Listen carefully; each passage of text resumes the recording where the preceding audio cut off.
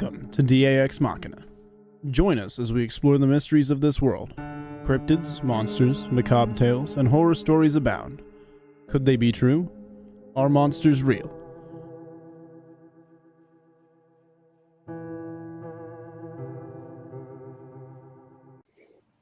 Good evening, folks, and thank you for joining us for a very special edition of Ex Machina. You all know why we're here. You've seen the listing of the show, and I've been thinking a lot about tonight. This has been on my mind all week, and I wanted to do this right, but I got to thinking. I've told pretty much every one of these idiots here with me tonight that when I go, I don't want anybody sitting around crying and upset. I want everybody to pour a glass of something that they really enjoy and talk about all the stupid crap I did when I was alive. And that's the direction I want to go with this. Not that Tombs did anything stupid. It's that he had impacted all of us. And I don't want to dwell on the darkness. I don't want to cry, and I probably will. I have already before. But I want to laugh. I want to talk about the stuff he did that made us all smile. And I want to talk about how hell of a good guy he was. So the monetization is already turned off. We don't give a shit, YouTube, if this video gets monetized. So we're all going to have a glass of whiskey, probably multiple glasses of whiskey. We're here to talk about Tombs, the man, the myth, the legend, my Bogan brother, and we're going to have a few laughs. And that is what we all need to do. And my heart will always go out to Ivy. And folks, I know a lot of y'all have been reaching out to her, but right now we need to give her some space because she doesn't know anything new. They still don't have any information, and she can't share it. So wait for her to release any information. And if she wants to reach out, she will. But right now, we need to let her have time with family, let her have time to adjust, let her have time to heal, and when she knows something, she'll tell us. But we all love her. We all love Tombs, and we're here to celebrate that love tonight. I see the usual band of miscreants here. We got Robbie Rip Rains, Steve Wildman Monrotis, all the way here from Steve's Pub and Grub. Kerry Pocket Doc Davis finally made his way out of the blurry Patterson Gimlin photo and made it back to be with us. And Ryan Paul Tremblay is here tonight. He is a longtime family member of the channel and someone else that thought just as much of Tombs as we did. So, boys, welcome. Yeah. Thank you guys for being here tonight. Slanja Moth, and thank you guys for being here.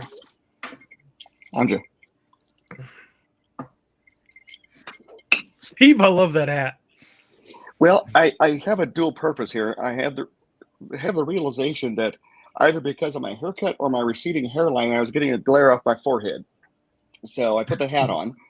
And my green screen tries to chroma key my head out. So, well, and knowing my luck, Brock will be on here making fun of my Kim Jong-un haircut. So, might as well not give me more ammo than the man already has on me. Love you, Ken, if you're listening. Doc, you're muted. We can't hear you, bub. Doc, you're muted. I said it's probably a wise decision. Yeah, I covered my mouth when I coughed earlier. Forgot to turn it back on. Yeah, probably a wise decision when Ken's around. It probably is. Steve, let me just say, yes, it is. Well, with the hat, I figured if the nursing thing doesn't work out, I might have a career, pushing cocaine. So I gotta have the hat for it. Or with that hat, you could grow your beard in white and pass as Hemingway. There you go. There you go. Or grow you a little pencil mustache like Brendan Fraser did in Bedazzled. There you go. Your mustache off. I might pull it off. We always just say DA looked like Hemingway, but I feel like I look a little bit more like a present era Brendan Fraser. I'd look a lot more like Hemingway if I'd quit darkening my beard.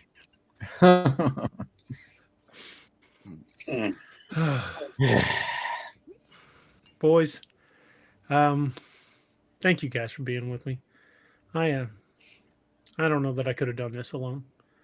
I mean, this is hard enough saying goodbye to Tombs, but God, he made such a big impact. I mean, 2:00 in the morning on my birthday this year, him and Ivy called me. Well, I'm like, who the hell is calling me at 2:00 in the morning? And so I did a video chat with him for over an hour, right after, literally just after I turned 53 this year, and that's just the kind of thing he would do. He'd randomly send me a message or a meme or a song or and he would sense when something was bothering me. Dude checked on me literally every day when I was in the hospital. Yeah. He always had a way to make me laugh, and Always. I'm gonna miss that. I'm really always sending funny memes and videos and things like that. I'd open up my messenger and laugh my butt off. It was just Oh my God. My messenger and my Instagram messenger are slam full of memes and things. Same. I couldn't wake up any given morning without having 6 or 7 messages from him. Yeah. Yep. He had this phenomenal insight, even when he wasn't talking to you, to know what you were going through. And we've talked a lot over the few months, much like DA and I have over the years, about how each of us kind of finds our place in the darkness sometimes. And for whatever reason, maybe just because he was a kindred spirit or whatever, he could tell when I was getting there. And out of the blue, I would get the "you okay, fucker" text that we always joke around sending each other. Yeah. But like he actually carried it through. I mean, he literally, 3 a.m, "You okay, fucker?" Yeah. And like and like you said, the memes. I got accustomed to right about bedtime, I'd get something raunchy from him, and we'd exchange a couple messages, and end it with a "I love you, brother. Thanks for reaching out." Mm-hmm. And, yeah, he was one of those dudes. If you weren't okay, he wasn't going to just allow it. He was like, not on my watch. He was going to do whatever. And he wouldn't know it. He's more perceptive from Australia than some of my so-called friends have been from, in the same room with me before. He was a Jedi. I mean, come on, let's just admit it. He seriously was a Jedi. He knew what was up. Yep. Hey, I'm going with that. I approve of that. Yeah, he called me. It was actually the day before my birthday here, but it was technically my birthday there. So he calls us, "Happy birthday," and paused and said, "From the future." So I'm actually a year older over there already now. He goes, "Yep, sure are." I was getting Happy New Year's messages from him like hours before. Yeah, like hours before the ball dropped here in the States. I was already getting it from him. Like, what's it like to be in next year? What the real shit did to me, man, is for my birthday, he called October 24th. He's all, "Happy birthday, Ryan." I'm like, "It's not my birthday yet, Tom. That's tomorrow." He's like, "Oh." He hangs up and he waited till midnight. He called me back. He's like, "Now, happy birthday."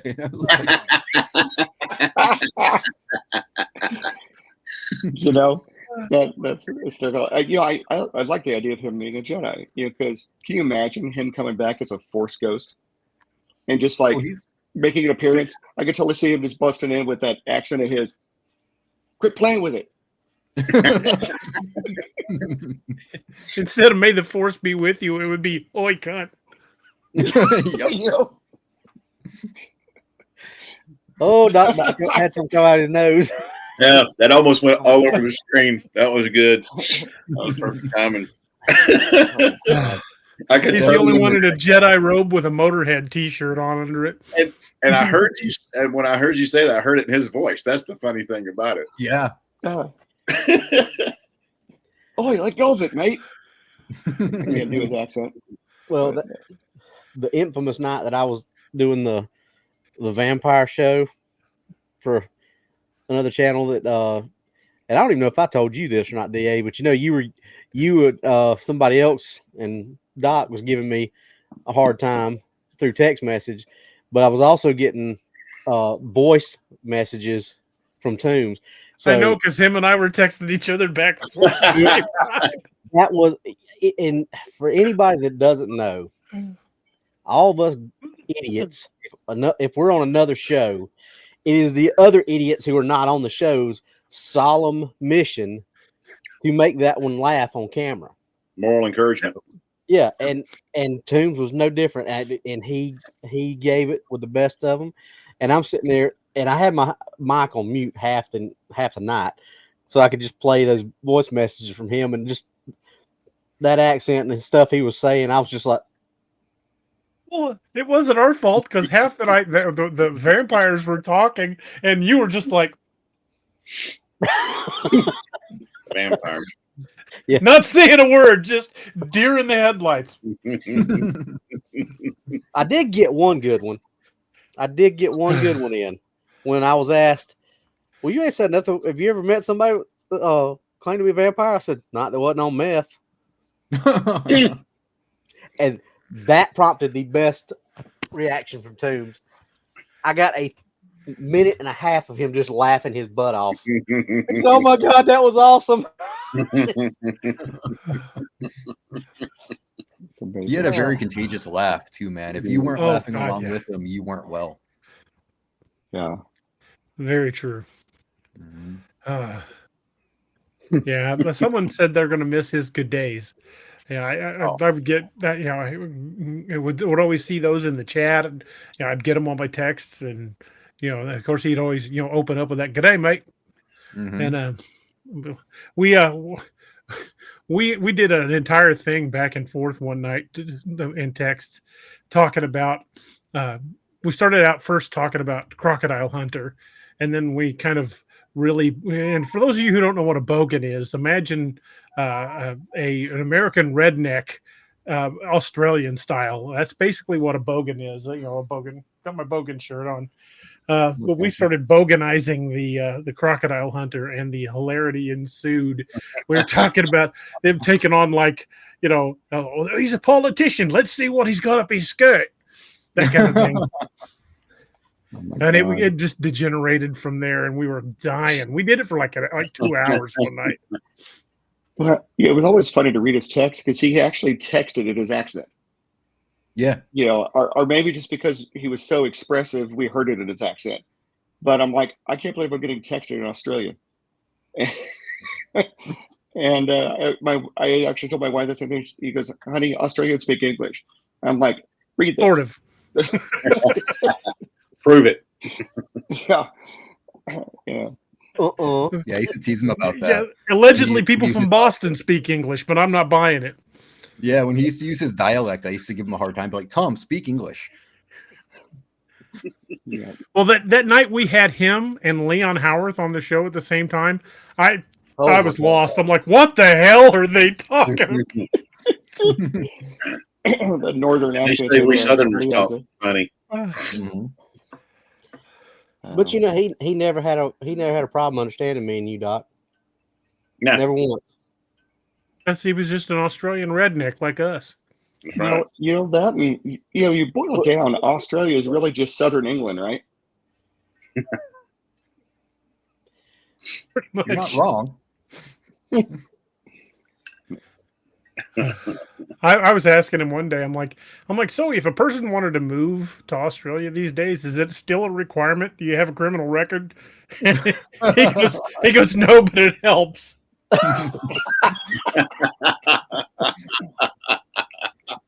He's such a good guy. Oh man. That's funny.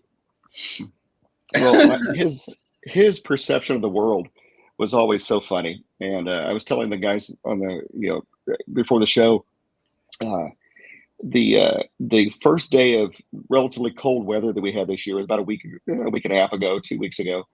And apparently, that particular day was especially hot where he was in Australia. Of course, their summers were during our winter. And he was griping about it. And much like most of us larger guys, he doesn't like to be hot. And he was talking about how, the aircon's never going to stop running, but I'm still hot. And, I'm tired of being sweaty and all this other stuff. And so I'm like, I feel you. He goes, wait a minute, you're in winter. What's the weather like there? And I told him it's pretty mild. It hasn't gotten super cold yet. And I told him what the temperature was. And without missing a beat, I get this text back, dude, you're going to freeze your cock off. And I'm like, well, thanks for we the could concern. see it tonight. He sure would. We're okay. Yeah. Seriously. We're at 9 degrees with a wind chill of -4 right now. Oof. Yep. The wind chill's supposed to drop to -25 tonight. Damn, Doc. Oh, Wind chill of -23. You better stay inside. Someone your size might freeze to the ground. Dude, I went to let the chickens out today. It didn't get above like 5 degrees. I opened the door up and the wind chill hit them, and they were like, "Nope." They did a U-turn and came right back in the coop. They're like, "Yes." Do you let the chickens plow the snow out of the way for you to make a trail? I've actually got a harness hooked up to them. Doc's got a battle chicken he And rides. a very primitive snow plow that I pull behind them. He's got sled chickens. Yeah, and I just got on a pair of skis and they just pulled me through the snow. So it's perfect. I picture you open up your front door and there being like a snowdrift and you just kind of disappear into it like a corgi. Well, the problem is, though, it also in Colorado is the snow's real powdery. I mean, you can disappear into that, but the snow's going to go. Yeah. I Unless told it's early on in the winter, it does that, and then towards the spring, though, man, it's that wet, heavy, like concrete. It's wet, heavy snow here every time we get it. So if we had a snow drift here, we just see Doc's feet sticking out of it like this. You would. I told it, Doc, Steve, he said something the other day. They were expecting 8 to 9 inches. I said, hey, you can make a snow cave.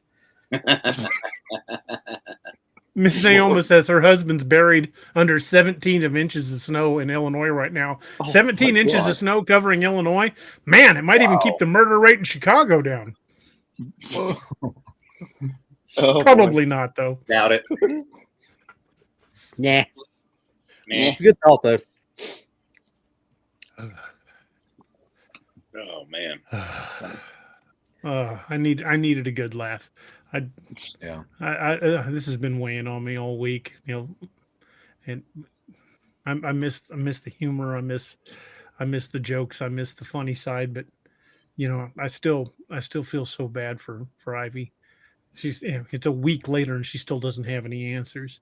Oh my God. It doesn't seem real. Yeah.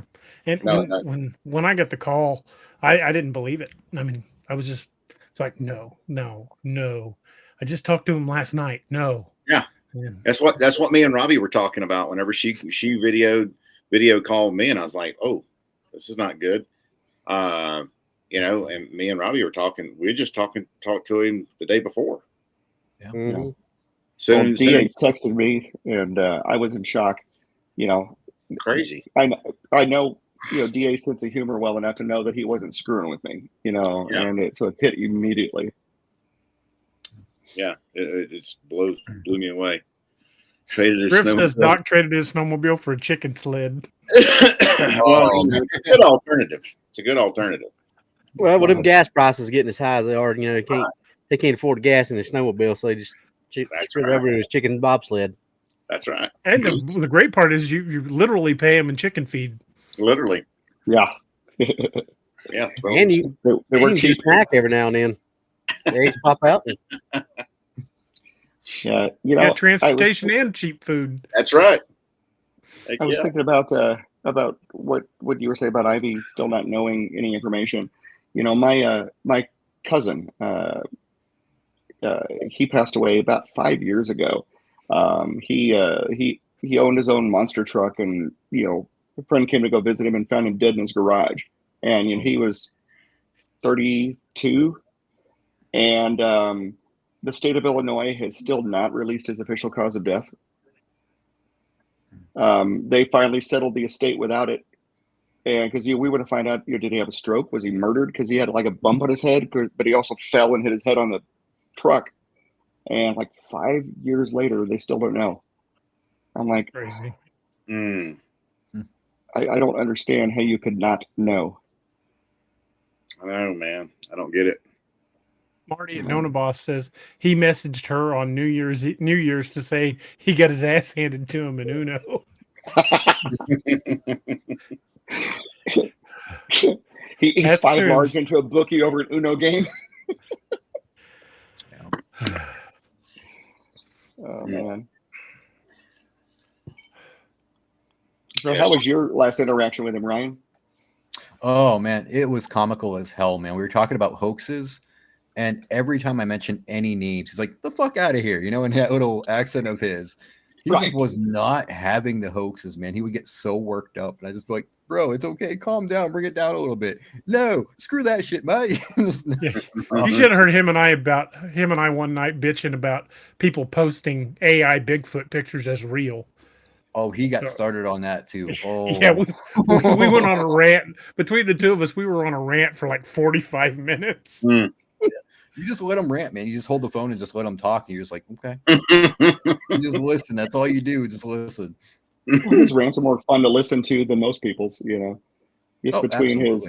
his way of expressing himself and, of course, the accent. People. I think, as in America, the stereotype is mostly Australian. What's the word I'm looking for? The way Australians are portrayed on television is they're usually portrayed as being, fairly easygoing, and kind of like the whole stereotype of Jamaicans in movies and things like this. And Right. Hearing him get wound up and dropping F-bombs left and right, it takes you a second to figure out, and then it's funny as shit. Yeah. I was talking to him one time, and I had just watched a video that some Flat Earth Society guy had posted, who said that Australia was made up, that Australia didn't really exist, that Oh, no. it was just a conspiracy Oh, from the no. government. And I'm like, what do you make of that? I said, what do you think about Australia being made up? He goes, hang on. And he leaves. I'm like, where's he going? And I hear his door slam. He comes back in and goes, no, it's out there.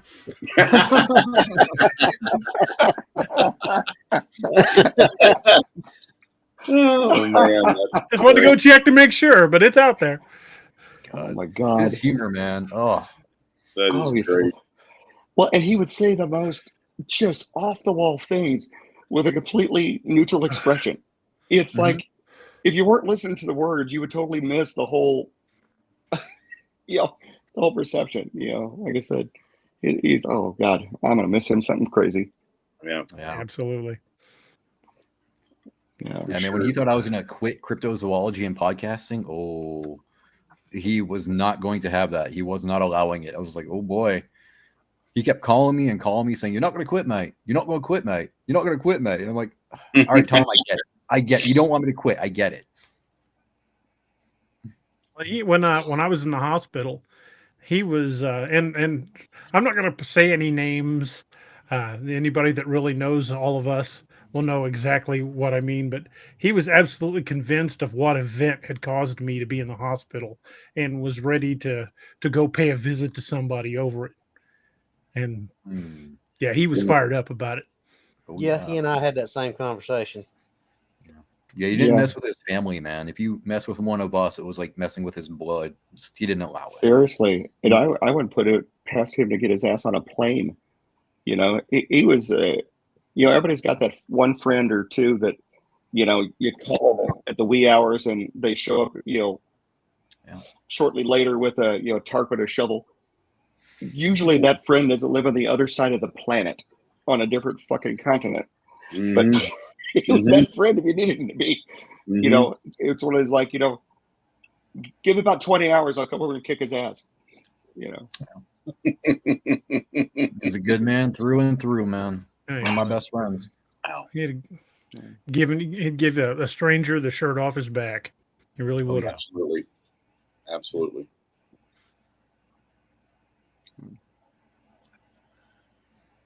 Yeah. Well, I know it's kind of a tradition in a wake. Pretty much. I can't speak for Ryan because we didn't know each other that well, but I'm pretty much sure that the other four of us will probably go out with all of our friends. Pouring out a pour of something expensive. As a goodbye for us. What do you think he would be pouring out for one of us? That's a good question. For me, he'd probably have a Guinness for me. He commented a couple times about Guinness, asked me if I liked it, and I told him, I said, is there any other way to feel about Guinness? It's like, I agree. He'd pour out coffee for me. He knows my love for coffee, so he'd be pouring out coffee for me. Easily. There you go. Well, it's got to be appropriate with the person. I think it's freaking awesome. Yeah. Yeah, one of my good friends, when I got married, he came in and played the guitar for our first dance. And his band, years earlier, the first time I ever danced with my wife was to a cover that his band did of Ed Sheeran's Thinking Out Loud. And so he surprised me and did an acoustic cover of that for our first dance. And I was completely in the dark about it. We had a DJ, and so I'm thinking the DJ is going to spin up something for us. And well, his brother had passed away about a week earlier. And this gentleman is also of some Irish blood. And I had a bottle of Proper 12, and we each poured out a drink in celebration of our my nuptials. And then we poured out a second one, and I added an extra glass to the bunch. And he's like, "What's this for?" And I said, "It's for your brother, man." And we poured it out and had ours, and then I gave him the rest of the bottle and said, "You do this worse than I do." Steve, if you recall at your wedding, after the wedding itself, your first dance was with Rachel, but your second dance was with me. Yes, I recall. Because I grabbed him and danced him back out on the floor. Oh my God! Danced back out on the floor. And his my wife just shaking her head. Oh, he was hysterical too. He goes, "Isn't it the second dance where they do the money thing where you get money for dances?" And I'm like, "I think so." He looks at me, he goes, "I've got $5, but I'm not putting it in your thong." And I'm like, I'm not going to acknowledge that, bro. Like there's no good response to that. Obviously I wasn't wearing a thong, but I'm like, I got nothing. I would have found you one. One. Lord.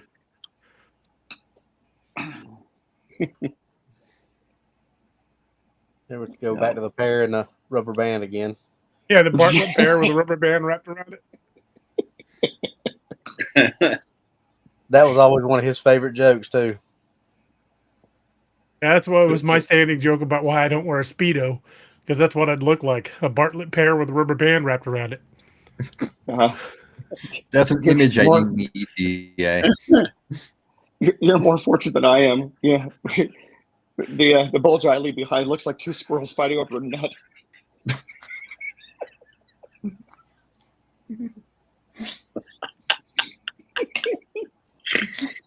Oh my God.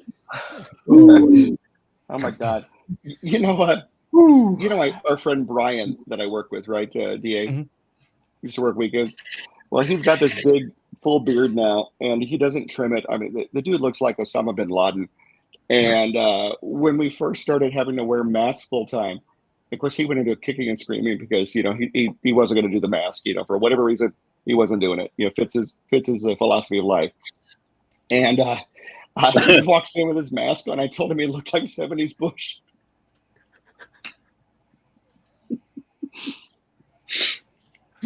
Brian is not a small individual. Brian is a large man. Oh, man. Yeah, he's a solid dude. But yeah, he had that mask and his beard sticking out of it and around it. I was like, dude. Looks like he got Tracy Chapman in a headlock. Good thing we got the monetization turned off. Yeah, that was gone from the beginning, man. Lord. Oh my God! I knew there was no point in even having that one on for this one. We couldn't keep it G-rated and have a conversation with Tombs. How are we going to keep it G-rated and have a conversation about him? I know, right? Good Lord. We got to send him out the way he lived, man. Oh, absolutely. That's what he would have wanted. So, and Amen. like I was saying at the beginning, there's always going to be a time for mourning. There's always going to be a time for shedding a tear for those we've lost. But he's our Bogan brother, and we're going to throw him an Irish wake. And the point of the Irish wake is to get pissed drunk and laugh about all the good times, and that is what we're doing. Although I'm not quite to the first part yet, I am heading that direction.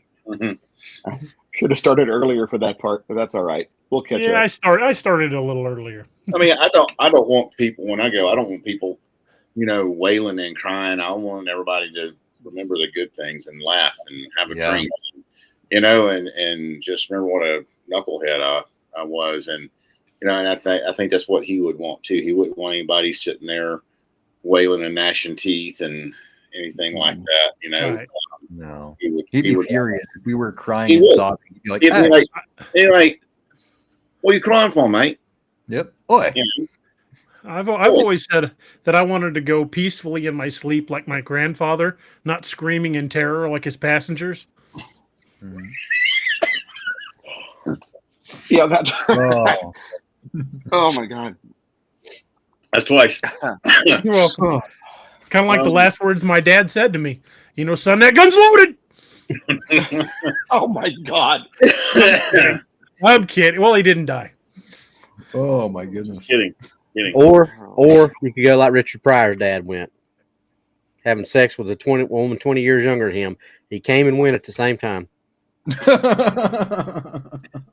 I mean, in the grand scheme of things, is that a horrible way to die? No, I mean, you No, know, that's the way I want to go. I had a buddy of mine I worked with at the sheriff's department. He used to say that when he died, he wanted to go at the age of 96 at the hands of an angry 21-year-old husband.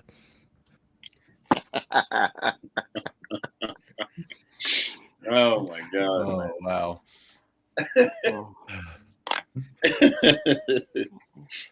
Oh, Hmm. Oh Lord.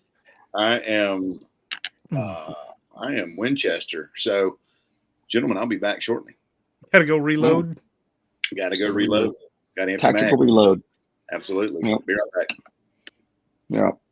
I've had an assortment of things here, and I've been working on Irish coffee, and I think I'm discovering as I'm progressing here that there's less coffee in my Irish coffee as I make them. I remember one night when I was with the sheriff's department, I had a really crap day, and I won't go into the details of what the day was. Let's just say it was one of the worst days I'd had in uniform. And I got home and I got a bottle of Irish whiskey out, and I brewed a pot of coffee, and my wife was gone with the boys, so I just poured the coffee in the thermos, grabbed the bottle of Irish whiskey, and went outside on the back deck and started mixing up Irish coffees. And a few hours later, when my wife got home, she goes, "You okay?" I'm like, "Yeah, I just had a bad day." And I held up the thermos like, "You want some Irish coffee?" She goes, "No, that smells like more alcohol than coffee." I said, "Well, it's because I ran out of coffee about an hour ago." Yep.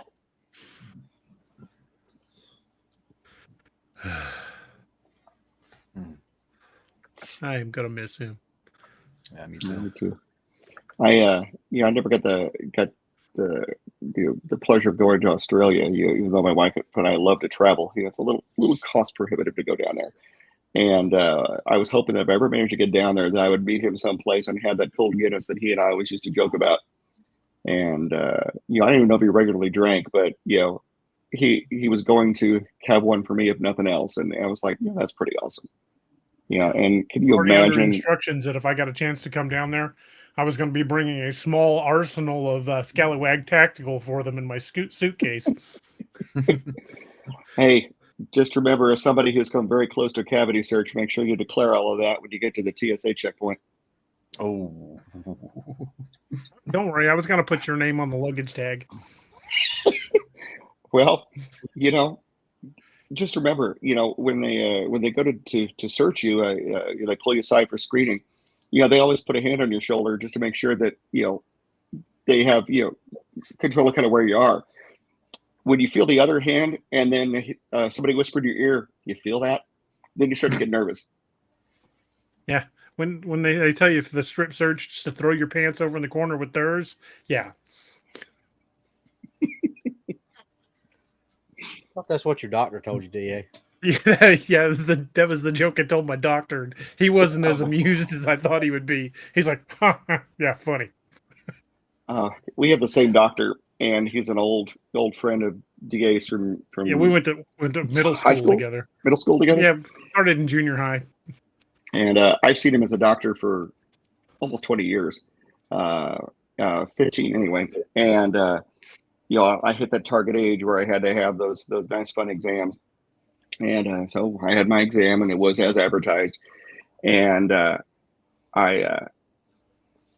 I'm pulling my pants back up, I'm like, you could have at least given me the safe word is, or no, I'm sorry, you could have at least given me a drink first. And he laughs and he goes, "I'm paying too much alimony, and I know what you like to drink."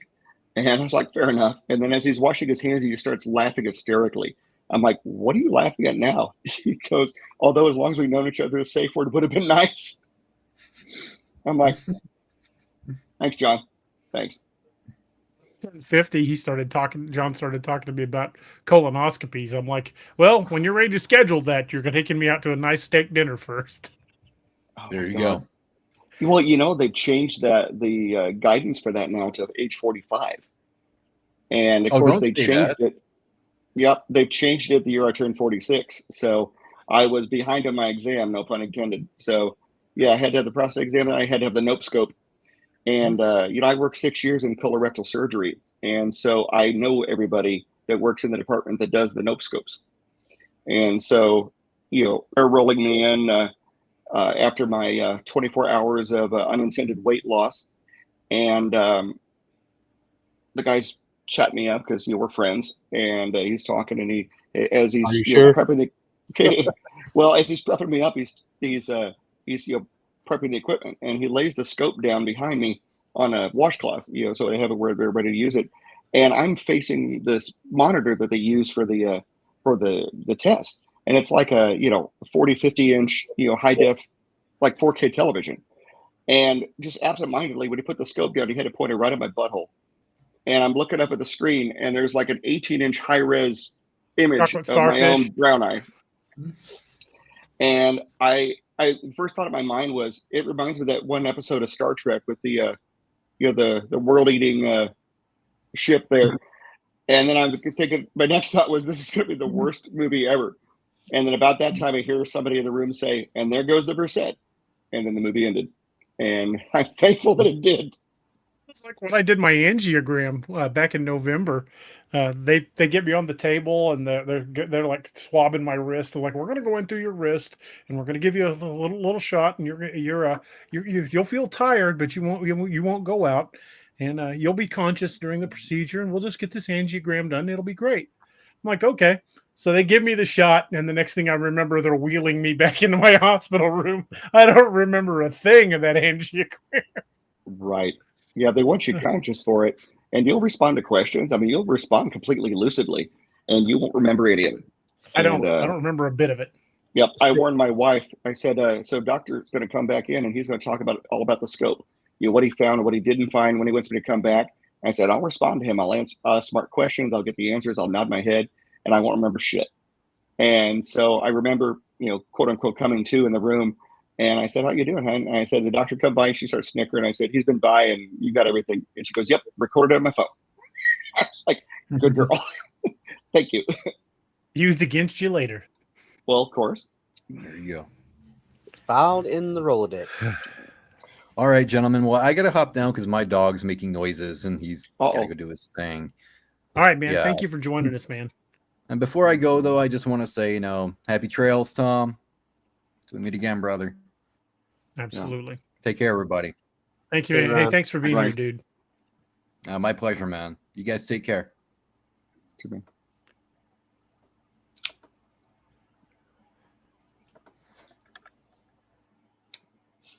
know, Steve, going back to your movie, I hadn't seen that movie, but I heard it had a really shitty ending. Laura Barnes says, I want to say how much I appreciate every one of you guys up there. Y'all have great hearts and are all and awesome men. Thank you so much. We've been fortunate to meet some amazing people in this journey. And I will always count myself fortunate for having met TOMBS. He quickly became like a brother to me. And that's how I'll always feel about it.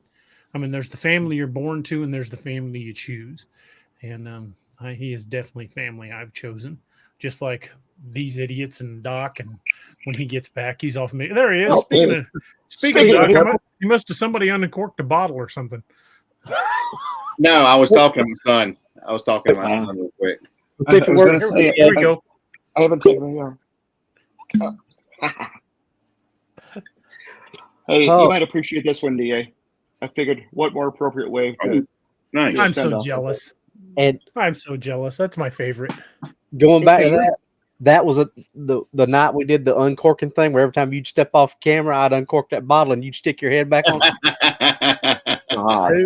Toombs was dying when you did yes, that. he sent me like 20 messages that night. Goes, pop the cork again. Doc's gone. Pop the cork again. Doc's gone. So half the one that I was doing was because Cleveland was sending me a because Oh, he was eating that up. He thought it was hysterical.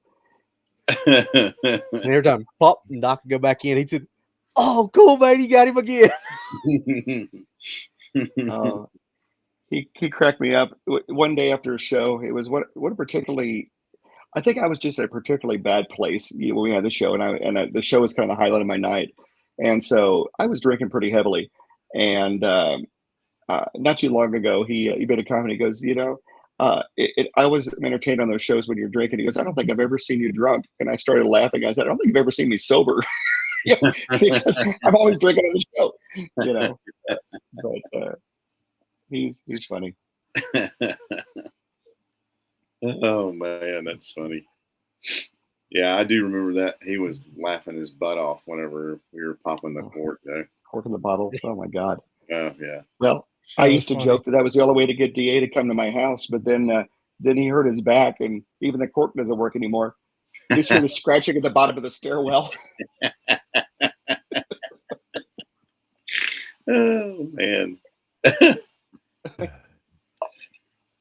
Yeah, he was a one of a kind, that's for sure. Well, I think it's funny that you're jealous of my bottle of Dalmore there, DA, and you're fixing to drink a $300 bottle of scotch. Well, it's a single pour from a $300 bottle of scotch. So well, go ahead. No, I would say that pour is significantly less than the 300, but it's still an expensive scotch. Oh yeah. Well, and of course it's a 2-ounce pour because every pour at Steve's Pub and Grub is a double. So absolutely. He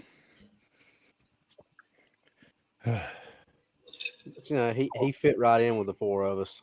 Yeah. I mean, oh my God, yes. We've always, Tim was always in the, in the chat as a moderator, and he was on the show, from time to time. But we always joke about how we all just kind of, from the start, got along. But he was the same way. Yeah. I mean, he's one of those people you met. You felt like you knew him your whole life. Yeah, we were all kindred spirits, kindred souls, whatever you want to call it, and he fit right in with all of us, and just from, I don't know, he was just one of those. And you say one of a kind, and he was, but really, honestly, he would have said the same thing about any one of us, and because like I said, we're just all four,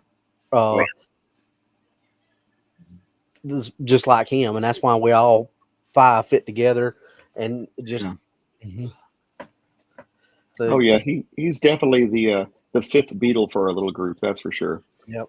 I'm catching myself constantly looking at the chat, and normally I pretty much ignore it unless somebody calls me out, and I keep on waiting to see something from him. And in my mind I know it's not going to happen, but it's like,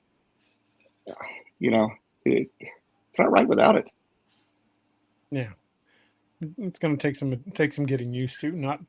Not seeing him pop up from chat or sending one of us a private message as we're on. Or oh yeah, well anything he puts up is funny as shit, and I always try to keep a heads up for when he's going to go so I can prepare myself, because he likes to mess with us, and it's not that I had that much decorum online anyway, but I'd like to have a little bit of a decorum on how I react to things.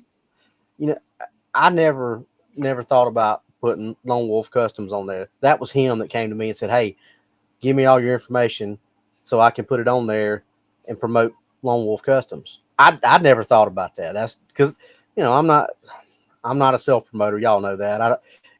Every time DA you tell me to talk about I'm like, but he was like, "Look, give me all your information. I'll do it. I'll take care of it." So all that stuff that pops up about Lone Wolf, that was all him, and that. That's something that means something to me, and I'll always keep that here, because he, and he was that way about all of us. He was constantly, if you weren't here, Doc, he was constantly popping your stuff in the chat, just to make sure that even though you weren't physically here, your stuff was still popping in the chat just like Yeah. normal. Yeah. And he was always on top of that because you'd always, who did it because, and this is nothing against the other moderators, but you'd always see, the whatever that little command is that was it's put in. the exclamation point. Yeah, Robbie, hi Robbie, or yeah, Mhm. but he was on top of stuff like that, and he did it because he wanted to. Always. He didn't look at this as being a job. I mean, and dude, it didn't matter what person that's in our chat group that's got a show, whether it be Marty, whether it be William, any of those people that are in our chat, and probably others, but those are the chats there are other shows that I go and watch. Tombs was always in there. When I was still working the road, on the Sunday mornings I'd work, I listened to William's show, and Tombs was always in there. We were always in the chat, talking back and forth in the chat. Same thing with watching Marty's show. They just, he was everywhere. It's like, Well, it's kind of funny. When do you ever sleep, dude? Yeah. Well, even when I started up that little YouTube thing that I'm doing is kind of therapy for myself. I haven't posted things forever because I haven't needed it. I'm in a better place. But he would comment on the videos. I'm like, dude, when do you sleep? Yeah. And it was he was omnipresent. Yeah. Yeah, he sure was. Seemed to have an innate sense of when you were having a dark moment. He definitely did. Well, he and I shared some conversations, and he's seen his share of the dark too. And I don't think we knew each other long enough to get into the whole details of what the dark was. But I think we became kindred spirits very early. And when I started kind of climbing out of that a few months ago, he was a good cheering section for all of it, much like you guys were, Yep. And like I said, he innately knew. And I told him I kind of coined the term of the two of us of calling it fighting the darkness. And I remember when I first started feeling better after getting on some good medication, I was like, I feel better than I have in years. And the text I get back was, right, mate, fuck the darkness. I'm like, that fits. That's the rallying cry I'm going to use, And he, like I said, in an innate sense. And I think the fact of the matter is his life was so complex that he had personal experience with just about anything you'd go through. He had a marriage to someone he loved, so we could have those conversations. He's seen the dark, and he could tell us about how he crawled back out of it. I mean, for a relatively short life, he had lived, and he'd seen it, and he's a very old soul. Wise beyond his years. Yeah, that's exactly it. I agree. Yeah. Mm-mm-mm. Have you guys ever watched an episode of an Australian show called Howzos? I don't think so. It may be the most meth head Southwest Missouri thing I've ever seen in my life. You guys have got, they're all episodes are on YouTube. It's called Howzos, Housos. It's an Australian show about a bunch of freaking bogans, man. And oh my God, Tombs would send me episodes of that. I'd laugh till I cried. I'm like, oh my God, this would never make it on television in the US. What was that expression that you use, Doc? When you try to describe somebody as being particularly redneck, it was like something cousin freaking I can't remember. Damn it! You said it one night, and I just about had scotch come out my nose. But you were trying to describe something as being particularly redneck. Oh, what in the crystal meth is this? What along that line though? But it was a longer expression. It was like, what in the cousin effing crystal meth is this? That's what it was. That's what it was. And I remember I just taken a big snort of scotch, and it was everything I could do and like I could feel it burning like a COVID test in the back of my nose. I'm like, snarfing scotch is going to burn. Oh my God! If I remember correctly, I was snorting a 15-year-old Macallan. I'm like, I'm not spitting it out. I'm not wasting it. Mm-mm. Mm-mm. Oh my God. Yeah. When you said that, I always have to brace myself around with you, Doc, because your idioms, I never know what's going to come out of your mouth, and it's absolutely hysterical. Hell, I don't know what's going to come out of my mouth half the time. You know, when Robbie came in a month or so ago, we were sitting there playing cards and getting somewhat for schnicket. We kept on commenting about it. You know, if you'd have been the next hand at the table, you know, just the shit that would have gone down. You know how how funny it would have been. I mean, when Robbie did the class, man, you know, I had all kinds of sayings. I'm gonna explain you. I'm gonna explain you. Hold on, I'm gonna explain you. Let me explain you. Yeah. One conversation I was video chatting with Tombs. I had the guy rolling. He was almost in tears when I told him the story of the night I woke Doc up at like 2:00 in the morning to bounce the entire Wendigo was having angry sex with my snowmobile scene. I'm like, all right, I need you to read this and let's walk the dialogue and make sure this sounds right. And all I could hear on the other end of the line from Doc was just you can even just crack it up. I'm like, oh, I think I did something right. And Tombs thought that story was just an absolute riot. He's like, you wrote that dialogue without asking him? I'm like, oh, I wrote it and sent it to him. And Doc was after he was done laughing, he's like, yeah, that sounds damn right, like something I would say. Well, and it's funny because whenever we read your book, I read everything in everybody's voice, whether it's Steve or you know, or Robbie, or you.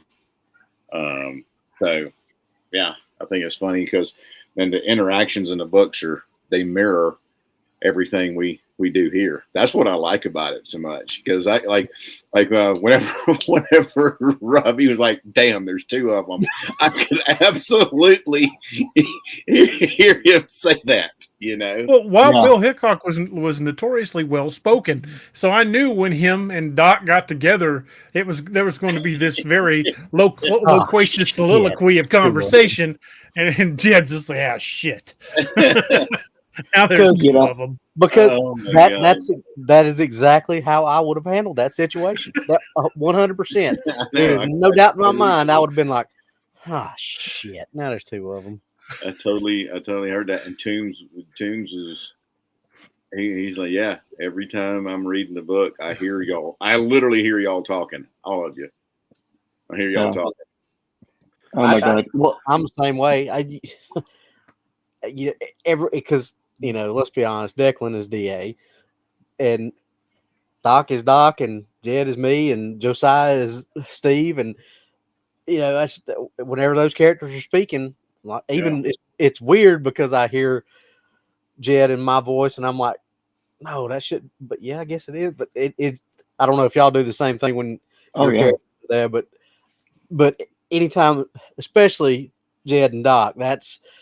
You know, I usually can't get through those conversations without choking myself laughing so hard. I mean, me and Doc had conversations about that. I don't know how many times going, did we do it? Yeah, we did. That's where we got it. You know, we had this conversation. You know, Steve is such a background character up until the Dark Frontier books. You know, they're really you didn't see him interact a whole lot with more than one person at a time. You know, usually it's him making small talk as he's mixing somebody's drink. But then when they introduced Josiah and it was made pretty clear that it was supposed to be a, you know, like an Assassin's Creed past version of me or version of Steve, and the three of you guys, three of the characters started interacting, watching him perceive Jed and Doc interacting. It's the same way that I sit here sometimes with you guys. I'm like, yeah.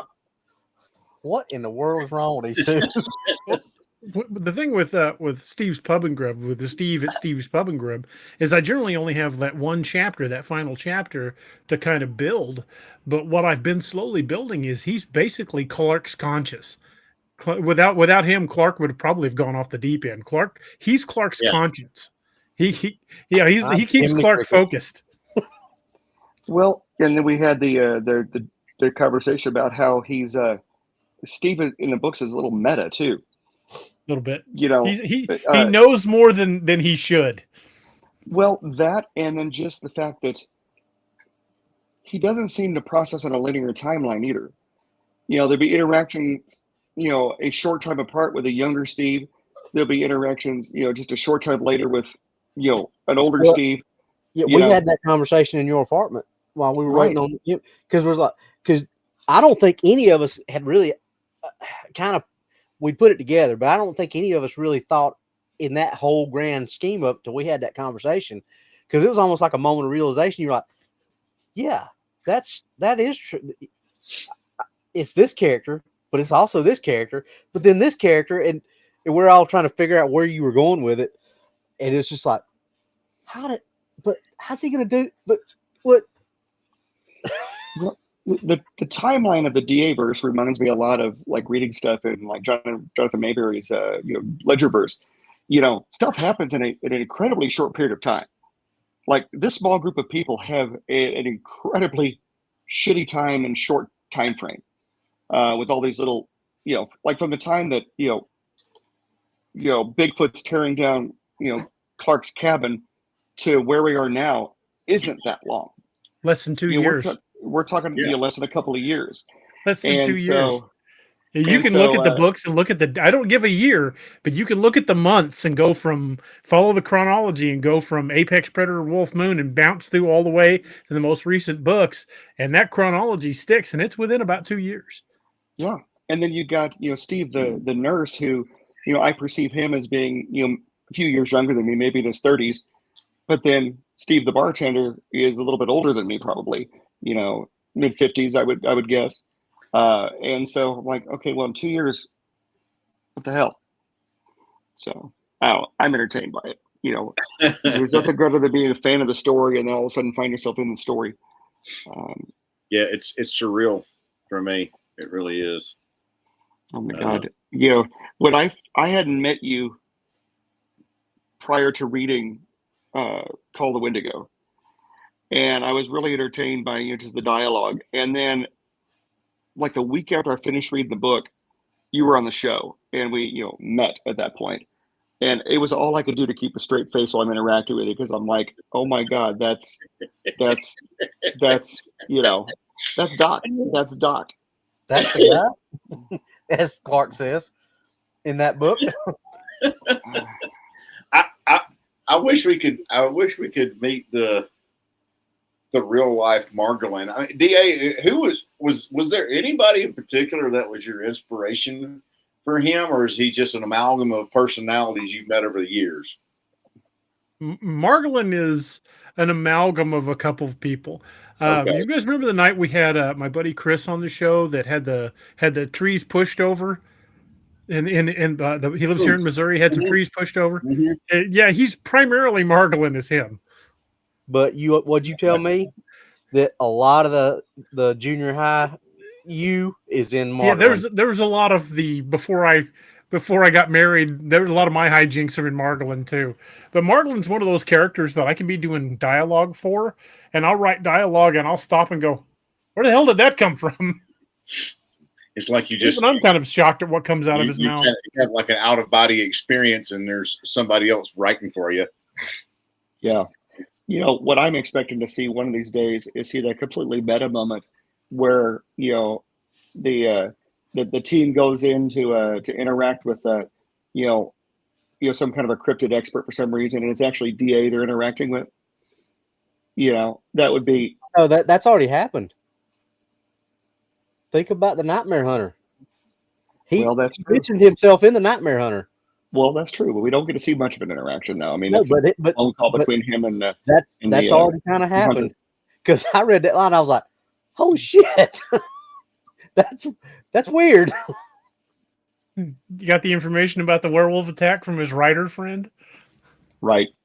Oh yeah, I picked up on that too. But you know, yeah, or having the writer.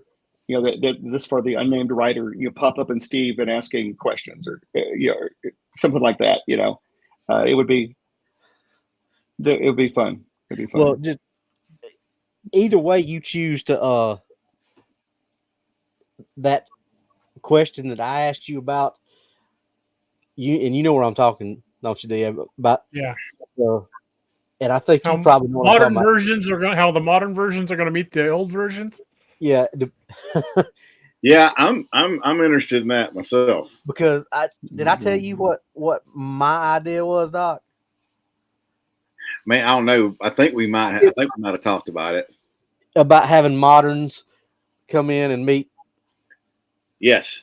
Okay, I thought I did. Yeah. You and I had that conversation. Yeah. But he had a really good idea too. So either way he chooses to do it, it's gonna be, when people read it, they're gonna be like, either way, I think they're gonna be like, holy shit.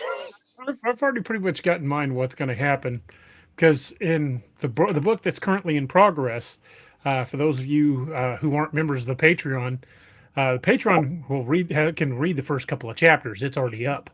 But that intro, old world Dark Frontiers meets New World Wild Hunt in a very real way, not just on the pages of a journal. And when I close this book out, that chapter, the two worlds are going to collide heavy. Mm-hmm. So, trying to think of how to ask this question without spoiling. Which way did you lean? Did you go your way, or did you go the way I was saying, or did you come up with a completely different way? It's kind of somewhere in the middle.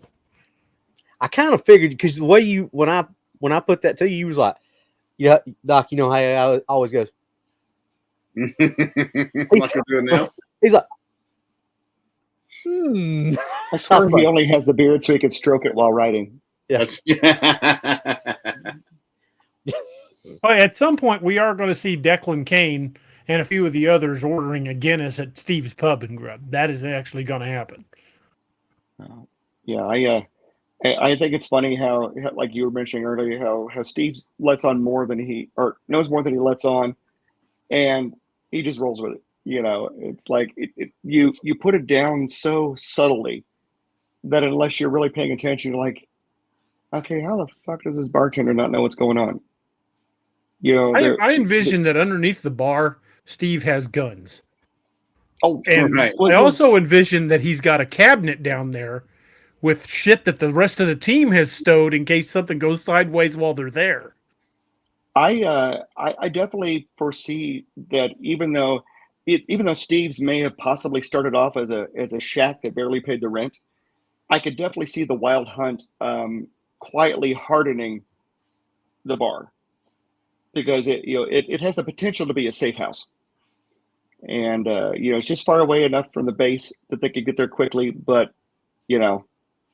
like you said, a priest hole or something that has guns in it, or a safe room or something along that line. Yes. We know enough to know about Steve's history that at least he was law enforcement. Steve in the books is a lot more badass than Steve in real life ever was, and Steve in real life can hold his own. Within reason. The only thing that me and the real Steve have in common is that we both pour a good drink, and we're both going gray. Mary Cole wants to know how we all met and started recording together. Out of this group, shockingly, I know Doc. I've known Doc the longest. Right after my first Ragnarok book came out, I want to say Doc reached out to me. Yeah, I was reading one of the med scenes in there, one of the trauma scenes in there. And that was back when basically what I knew was basic combat lifesaver, what I'd learned with the sheriff's department. And while I got some things right, I got some things wrong. And I got an email from Doc, and he said, hey, introduced himself, said he ran a company called Dark Angel. They made kits that did exactly what I was trying to accomplish in the book. And it explained to me, hey, you had this right, you had this wrong. And we just got to talking, and a friendship blossomed from there. And that's why I use Dark Angel kits in all the books, because not only are they the best in the business, but Doc is the one that's walked me through many of a scene where I've shot the protagonist or antagonist to pieces.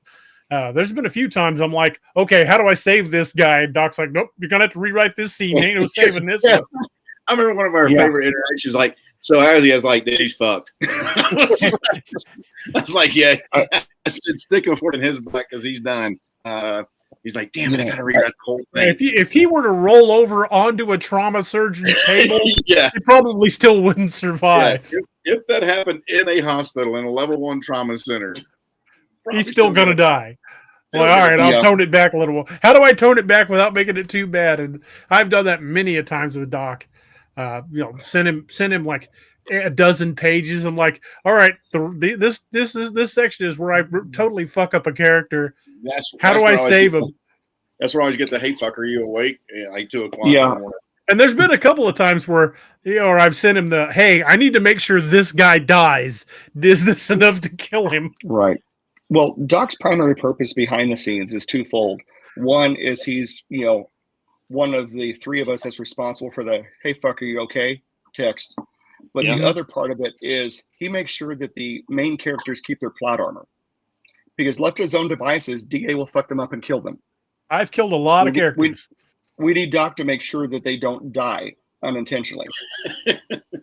We want the baddies to die. We want the beta characters to die and whatever. But we really don't want the primary characters that have to make it to the next book dying in the shit show.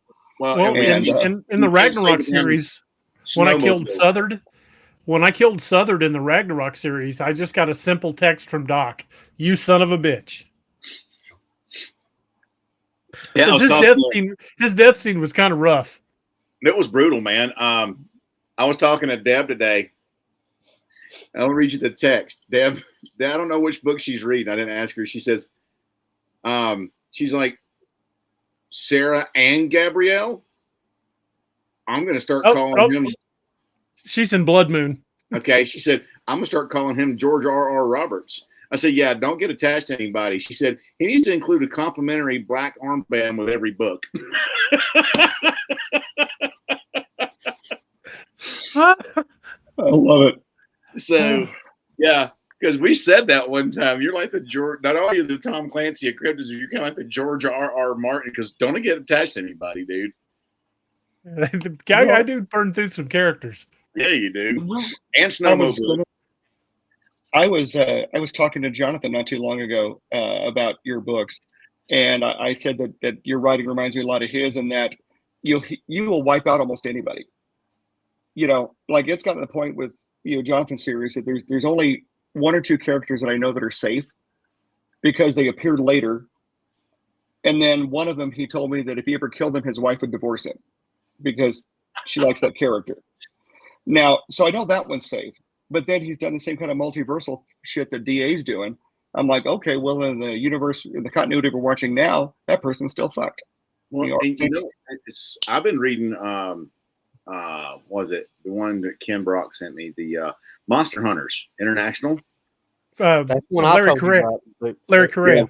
Yeah, Larry's a hell of a writer. I'd love to do a collaboration with awesome. Larry and with Jonathan. Yeah, and but he. Don't get attached to any because he'll kill some of his characters too. Yeah. Larry not afraid to kill off. Larry will choose some real estate in his books. Oh, and Larry Correa. Larry Correa, yeah. I was like, son of a bitch, man. Yeah. You in the first book? Say again? No, you just in the first book? I just started on the 3rd one. Buckle up. Because it's going to get wild in about. Yeah, those Monster International books are really good. How many does he have? He's got a bunch. Yeah, he's got a bunch. I think he's got more books out than I do. Wow. In that series though, I think there's 10 or 12 in that. Yeah, I want to say there's 10 ish. Hang on. So I'm reading like 3 different books right now. 4 actually. I'm like reading some westerns from J.A. Johnstone. I'm reading one that my wife got me called According to Kate, and it's the Big Nose Kate backstory. Her and Doc. Yeah, so I got that. She got that for me. That's interesting. Yeah, you're talking Doc's common law wife, right? Yeah, yeah. And there's even a picture of them where they both had signed it, and it's Kate Holliday and J.H. Holliday, where they have both signed the picture. John Henry. So, Nona Boss says, "Who's Annette's favorite character?" Well, Annette says that Karen in the Ragnarok Rising books is her. But she loves the character of Karen, but at the same time, absolutely hates Spec 4. I mean, hates her. And she's like, okay, who's she based on? I'm like, honey, I wrote the character of Spec 4 to die in that first scene and just liked the character and kept her around. She's not based on anybody. Yeah, she was a throwaway character. She was intended to get killed in that first opening scene where Wiley first encounters the zombies. And I just liked the character and kept her around. She wound up becoming integral to the series. But she wasn't really based on anybody. She was meant to be just a throwaway character. But Annette, because she flirts with Wiley, Annette just hates her. Yeah. Yeah, it's kind of funny, in your books, like I said, you just can't, reading new stuff is like reading Robert Kirkman. As soon as you like a character, you kill for the next book. And, it's hard to get attached to them, but I still do. And I remember when I was writing Curse of the Wendigo, Doc was reading Curse of the Wendigo. Basically, I'd do an evening's worth of writing and send it to Doc. And then I would just pick up where I left off the next day when I started writing. And he was giving me feedback like daily. And when I got to that last scene on the frozen lake where Clark and Gideon get sent flying by that Wendigo, I get a message from Doc. So what the fuck's up with Gideon? Why is he getting up? Yeah. Yeah, that was. Although Steve already knew. Steve knew who Gideon was from the beginning. Yeah. Well, you were talking about how we met. So the way DA and I ended up meeting was he worked as the sergeant on the public safety force at the hospital I work at, and so he'd work overnights, and so I'm an avid reader, not just DA stuff. I know you guys are going to hate to hear that, but I read a lot of people's stuff. And inevitably, if you ever buy a book from Amazon, they always get the, people who bought this also bought this. And so a sample of one of the Ragnarok books was sent to me as, you might enjoy this series. And so it was just a little piece from the first book. And I'm like, so I bought the book and I started reading it. And I'm like, hey, I really like this D.A. Roberts. And I'm like, I'm betting he's got to be local because the book is local. I could drive through Springfield and see some of the scenes in that series. And it's a little creepy as fuck when you're doing it at 3:00 in the morning, by the way. But I was like, it's pretty badass. Well, I was sitting there talking about books with Doug at that point. And I was like, yeah, I like to read a lot of stuff. And he's like, well, what do you like to read? And I was like, well, I read a lot of Zombie books. I like fantasy. I like a lot of stuff. And he goes, well, I'm a writer. And I was like, really? I said, what have you written? And he goes, well, I write under the name of D.A. Roberts. And at that point, I'm like, oh my God, you're D.A. Roberts. And he starts laughing his ass off because I'm having a total fangirl moment. I mean, everything short of, when I met him. And, we became closer friends at that point because we'd bullshit about the books. And like, I'd see him the next night at work and after just reading about one of his new zombies introduced or something. And it was one of those, you son of a bitch, kind of thing. Kind of like you with Southern. The stalkers always freak everybody out. Oh my God, the freaking stalkers. I'm going to need therapy from the stalkers. You are part of the reason I drink as much as I do, sir. No, just teasing. Mea culpa. We ended up becoming friends. And he's like, well, I'm thinking about this book series. I might bounce some ideas off you. And he and his wife would come to the house and we would play D&D or we would play Cards Against Humanity or something. And much like Steve in the books, I would bartend. And I was introducing him to the South Boston cocktail. And we were drinking that, and he starts talking about his idea for Gideon. And of course, I knew the legend. Being raised a good Catholic boy, I knew the myth of the character. I'm like, I see what you're thinking. Okay, and we're like, well, how about this? Oh, that's even better. I like that. And it kind of became that. Well, then he's like, to promote my books, I'm thinking of doing a podcast. And I'm like, okay. I didn't even know really what a podcast was. And he's like, well, it's kind of like a radio show, but you do it, with a camera. And I was with the internet. Yeah, it's like it's that's what it is. And I said, okay, what are you thinking? And he goes, well, obviously I can't do it by myself and talk to myself all night, but I think we talk about books. We talk about my books, other people's books, get authors on. I thought about calling it Two Assholes No Waiting, and I started laughing. I'm like, well, I could be an asshole. And then of course he obviously decided that YouTube probably wouldn't monetize that. But yeah, and I had the same fangirl moment when Steve showed up in the books.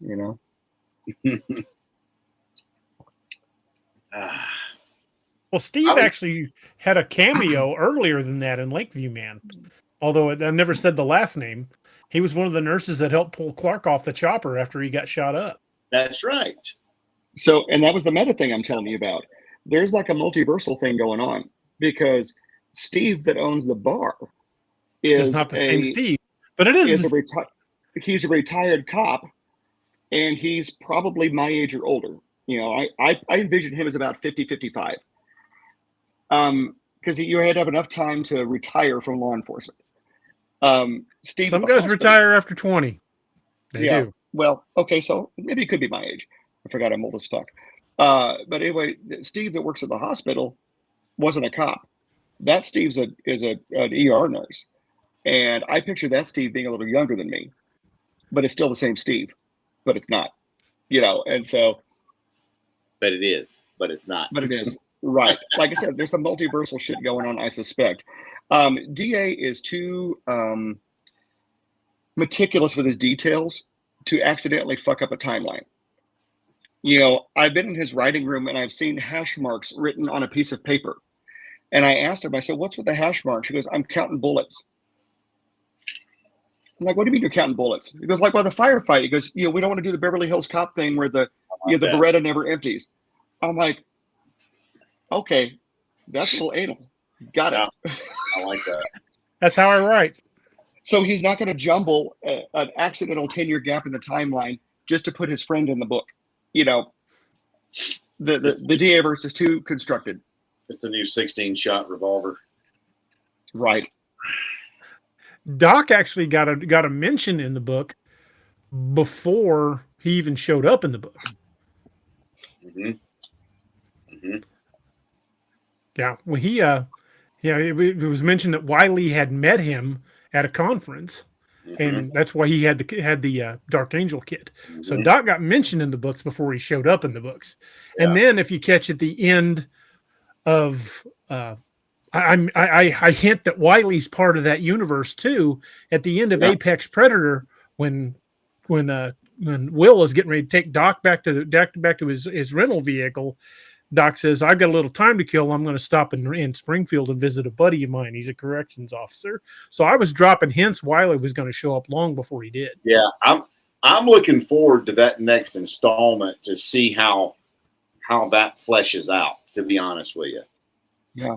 Well, I'm really hoping to see the kind of interaction. You mentioned earlier about how you would love to do a collaboration with Larry Correa or Jonathan Maber or whatever. I would love to see, and I mentioned this to you before, Joe Ledger show up on a Wild Hunt mission, or Daniel Clark show up on a Ledger mission, or whatever, your short story or whatever.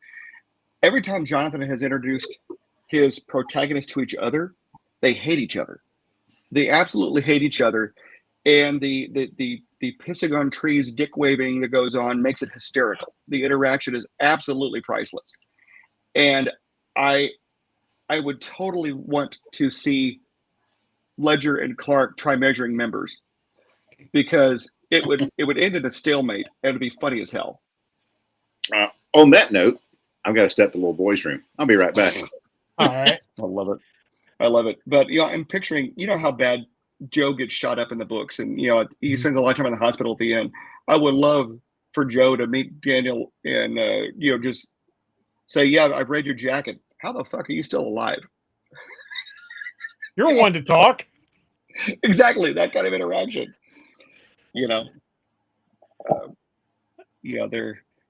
But for the sake of plot armor, there's no way that the guy would be alive. That and a dark Angel medical kit. Yep. And to further answer the question, how I met Robbie was Robbie reached out to me on the show because of his encounter as a kid. And he told me his encounter, and I said, do you care if I mention it on the show? And he's like, oh, I'd love you to tell the story. Well, when it come to the night I was going to do it, I think it was just going to be me that night. I don't think I had anybody else. I'm like, well, hey, why don't you just come on and tell the story yourself? The other guy was on there. Oh, yeah. Yeah, so basically I was alone. But you had somebody on the first part of the show, but he was only going to be on about 20 minutes, and he was going to have to leave. So you said. So I had Robbie come on the show and tell the story, and it was just one of those things like with Steve and with Doc.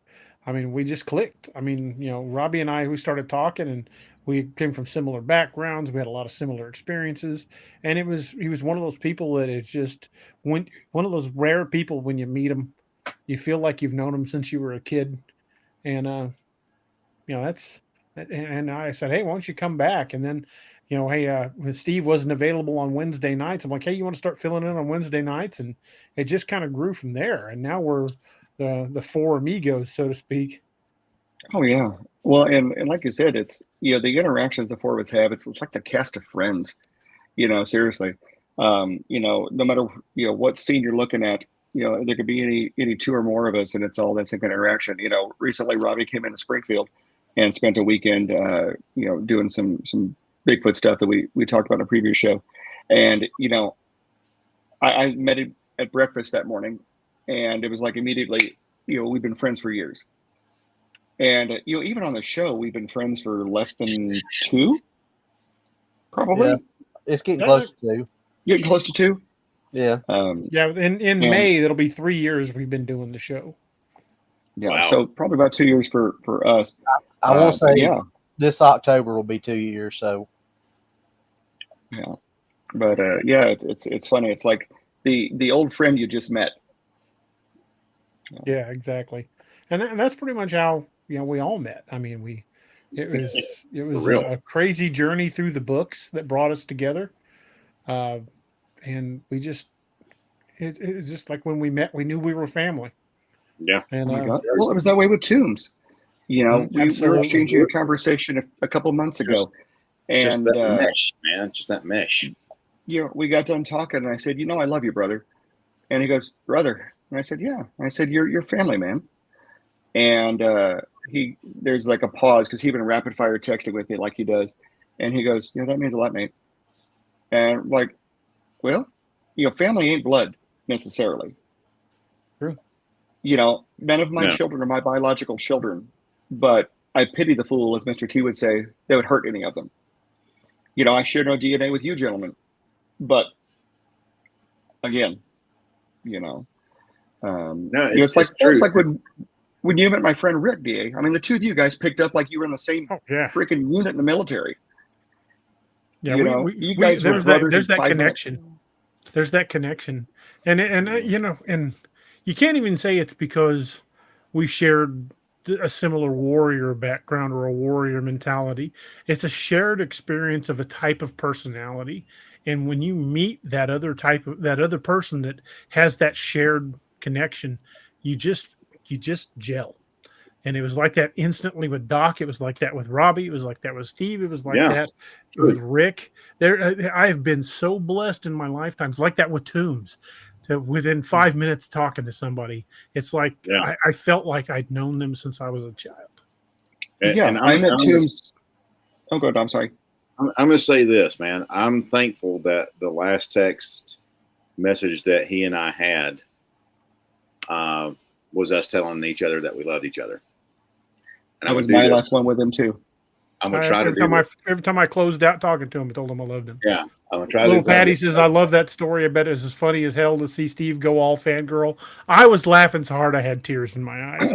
Oh my God, he almost pissed himself. And I remember him making a joke that it would take too long to get his bell keepers off for him to pee, so he needs to quit laughing and catch his breath. But you were laughing when I had that experience with the patient that recognized me from the podcast. Mm-hmm. I was taking care of this gal, and of course at work I always wear a mask, just because it's not policy necessarily, but I'm immunocompromised, and God knows what the hell I could be carrying for working through the pandemic down there, right? So I've always got a mask on, and I inherited this patient from the previous shift, and I'm talking to her, I'm going over her discharge paperwork, and she just has this distant look on her face. And at first I'm thinking to myself, oh, this gal's having like a absent seizure or something. And so we start talking. He goes, I know you from somewhere. I know your voice.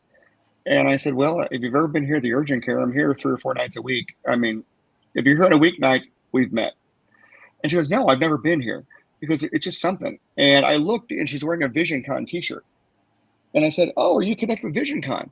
And she goes, "Yeah, I'm on such and such on the board."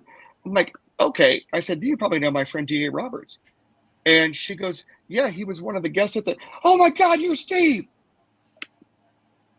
I'm like, "Excuse me?" "For the Ex Machina show, you're Steve."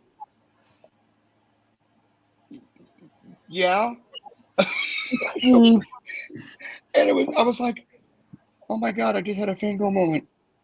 And like, I immediately texted DA, and of course he was still up writing. It was like 2 a.m, and I'm seeing him on the other side just laughing his ass off. I'm like, it was so surreal. I don't know what to make of this. You know, when I could see him getting a fangirl reaction from me. He's a freaking Amazon bestseller. Me getting a fangirl reaction for being a very, very minor periphery character in the books and a host of a relatively small podcast. I was like, this is surreal. Absolutely surreal. Robbie got recognized down in Georgia from being on the show. Georgia, Texas, Gatlinburg. That's awesome. But, Everybody likes funny. Rip. Oh. Love the hat. If I hadn't had the hat on, though, I wouldn't have got recognized. That's the thing. If you wore a ball cap, a lot of people might not recognize you. Oh yeah. Well, and I started out wearing my Dark Angel medical hat. That was it. I switched to the cowboy hat because it was something that we had a conversation about something. Was it a ring light glare like it's been with me here? You know, I'm like, I don't remember what. Doc, do you remember why I started wearing the cowboy hat? I mean, I always had it, but I don't remember. No, not right off the top of my head. I don't. Yeah, I can't remember what happened 2 weeks ago, much less what happened almost 2 years ago. Well, now you got to wear it. You ain't Rip without the cowboy hat. Well, DA was like trying to steal it all the time. You know, DA always liked hats, but when his ring light started making the chroma key out his head, he's like, I got to do something, because like we were through one whole show, and basically there's a hole in his head, and so like that's just distracting. And then I think I started wearing this hat periodically because Ken Brock told me my haircut looked like I got it from Kim Jong-un, and so of course now I just got a cut, and I'm thinning a little bit on top, as many men my age are, and I'm like, I got too much bright light above my head. We better just cover that shit up right now. Oh my God, I about died. And of course, as soon as I read his thing, I'm looking at the mirror image of myself, my own camera. I'm like, oh shit, he's right. And then I couldn't quit laughing because I'm like, oh my God, what an observation.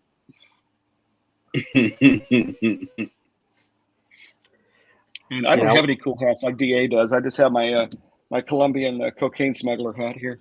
Oh, I collect hats. I love cool hats. I really want to get a padding hat. The driver cap? Yeah, the driver cap. Yeah, I've got 3 of those. I've got one that's dark blue wool. It's actually a Stetson.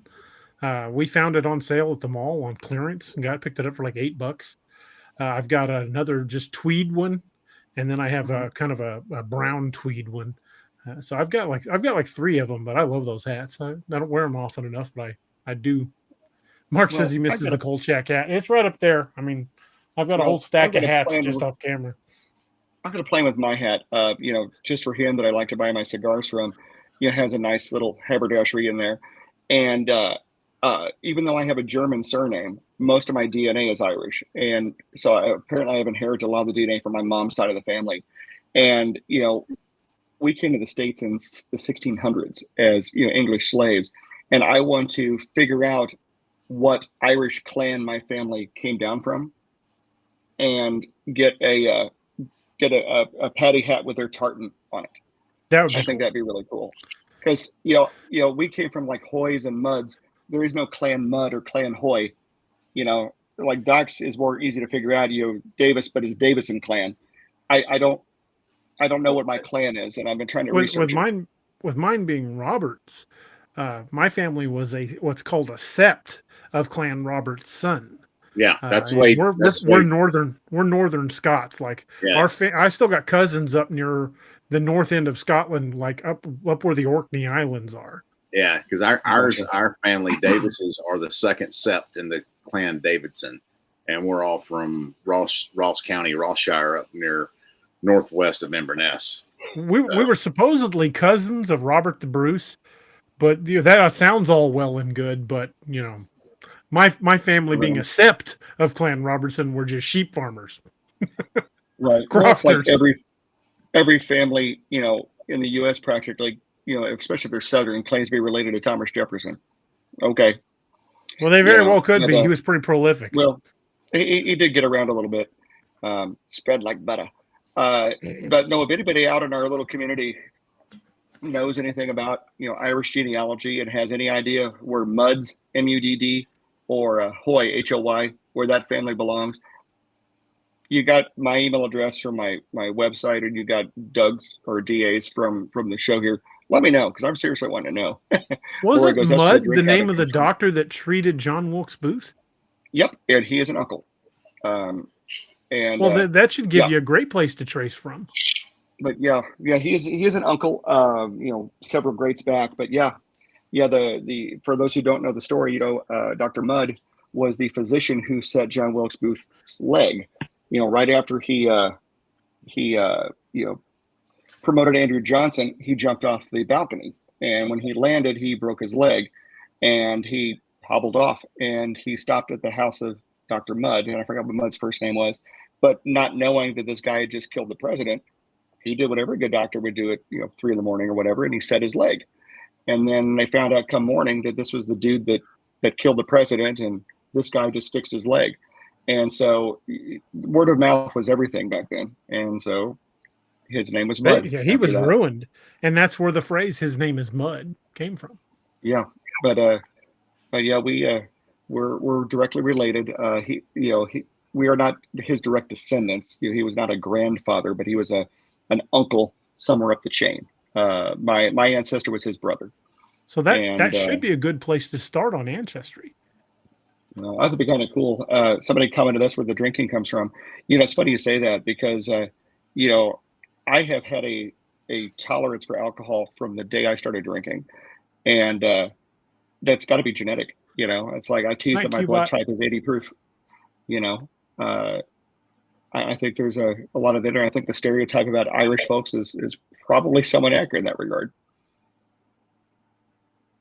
Well, the word for whiskey is a derivative of a Celtic word, of a Gaelic word, Uisce Beatha, which means water of life. Mm-hmm. And the first part of that Uisce is what whiskey gets its name from. It was a bastardization of Uisce.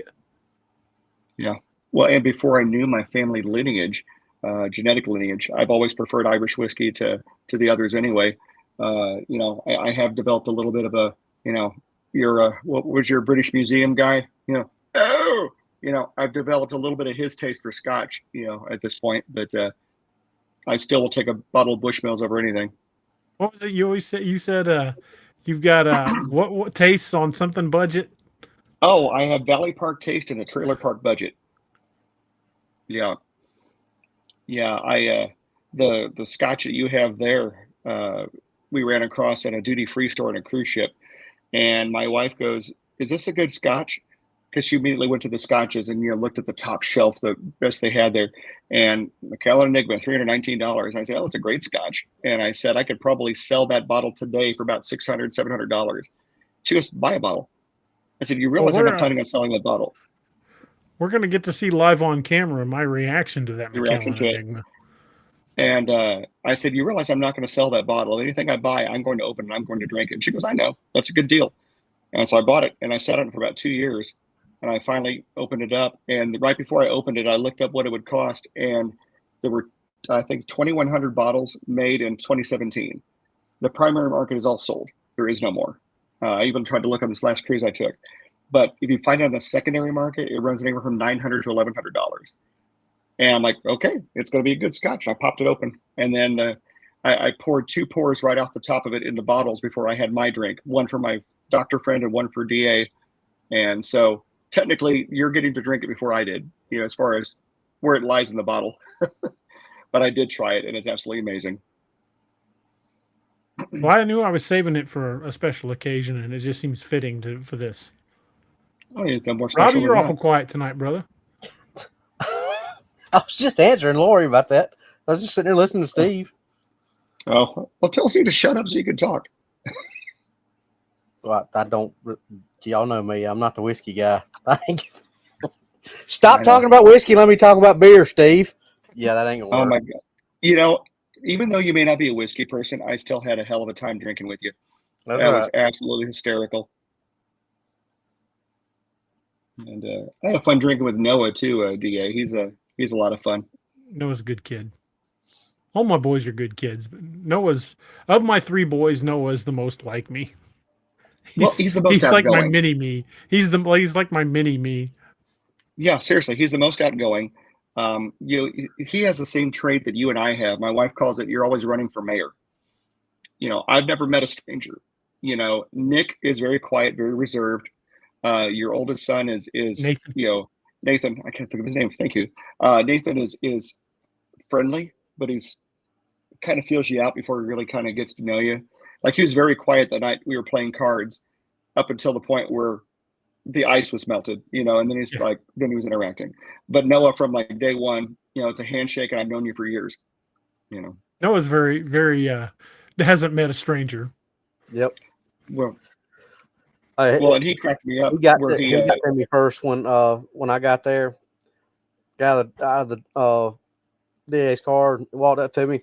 Not a handshake, just walked up straight up to me and gave me a hug. I was like, "Good to finally see you, man. How you doing?" and all this stuff. So I was like, made me feel good. Well, when I was entertaining the two of you at my apartment that day you came in, he walks right in, and I said, here's he goes, he made some kind of comment like, "This is the famous Steve's Pub and Grub." I said, yeah, and he goes, "What's in the decanter?" And it's like, "The best scotch I have." And I told him about it. He goes, "Oh, that sounds amazing." And I poured an ounce for him, and I handed it to him, and he goes, "You know how much this costs?" And I said, "It's Steve's bar. Everything gets poured." And he just kind of laughed, and he drank it. And he's like, "Oh, that was really cool. Thanks for letting me do that." It's like, no, that's your family too. He's my nephew. I didn't know I had. Well, I'm sure he feels the same. Yeah. Noah was going to join us tonight, but he's this is setting hard with him, and otherwise he'd have been here with us. They work closer than we did. Yeah. Noah's this is hard on Noah, and Yeah. Noah doesn't take the loss of someone well. He never does, and I get it, because he's a lot like me when I was much younger.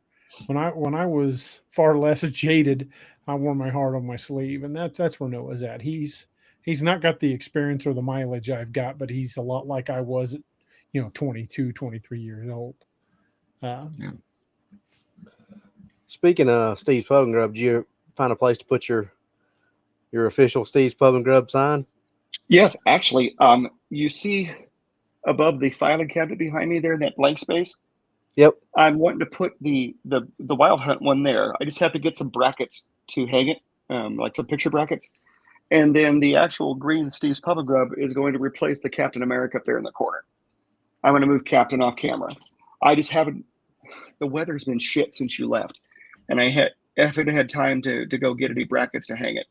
I was just curious if you found, because that's what you were saying. I got to find a place to put it. I just didn't know if you found a place where you want to put it yet. Has the community seen that yet? Did I show that on the show? I don't think I did. I'm going to step away for just a second, guys. I'd show mine, but it's behind my green screen, so it'd be very difficult to get to.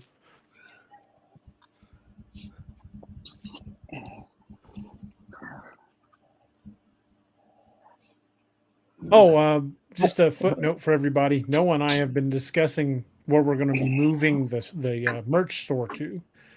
We finally found a place that I think is got a good enough quality of product and a good reputation for actually being able to fulfill the orders. So I know I said a while back that the Teespring store was going to go away, but it will be going away very soon. So if there's anything on the Teespring store that you want to grab, you probably ought to grab it now, because we're going to be migrating the Teespring store, taking it down, and replacing it with one on a site called Fourth Wall. So Kenai ran in the door immediately when I opened it. You know, he likes to have a meeting. He wants to give his send off to Tombs too. So for those who are fans of Kenai, he's saying his goodbyes too. You can almost see his eyes. Almost. Yeah, he's getting to that point. So the Steve's Pub and Grub is right here. And like I said, that's going to go over, if you're looking at the frame, upper left, right above that Cardinals poster. And then this one, make sure you get it right side up, is going to, yeah, it's in frame, is going to go over the other shoulder in that blank spot above the filing cabinet. And they're absolutely awesome. And I just didn't have a way to hang them yet. And I figure if I'm going to do it, I'm going to do it right. But yeah, I'm excited to have those. That was a very kind gift, Robbie. They're pretty sweet. Yep. Well, you part of the team, so you needed one too. Yeah. Yeah, okay. I wish I could repossess one, but that's neither here nor there. And yeah, they're lose pretty awesome. Doc for good, or Nah, he sent me a text. He'd be right back. oh, okay. No, I had to put up my my stew and my cornbread. Right on cue. Cork off the bottle. That was perfect timing, wasn't it? You could not have timed that any better. Like literally the instant the cork popped, your video came on. No, I made homemade stew and some buttermilk cornbread, and I had to put it up.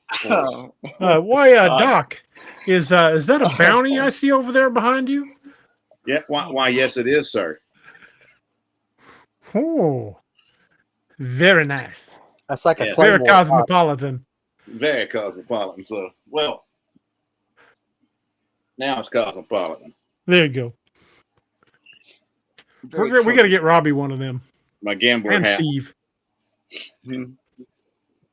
Well, just make sure if you ever order me a hat, make sure that the site has a size melon. Because I meant bounty, but I said bounty you're probably safe with. I don't know. The Gunner's Mate's sold out right now. Bounty might be too, man. Last I checked, they had a few left on the Blims, and they weren't sold out in the main page, but the bounty is sold out.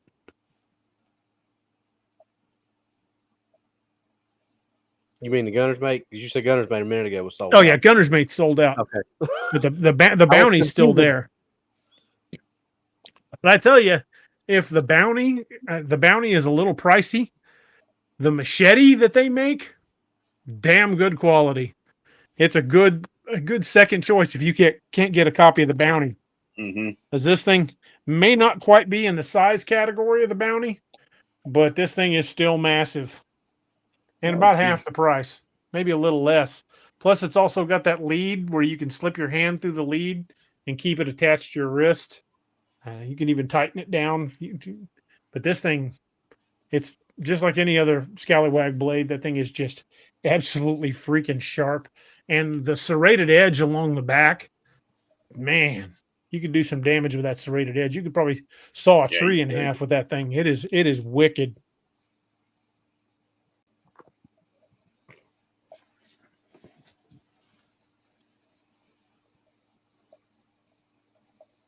Don Donaldson said they did away with the Blims. Huh. They still had them the other day. Last time I was on the site, I'd have to check.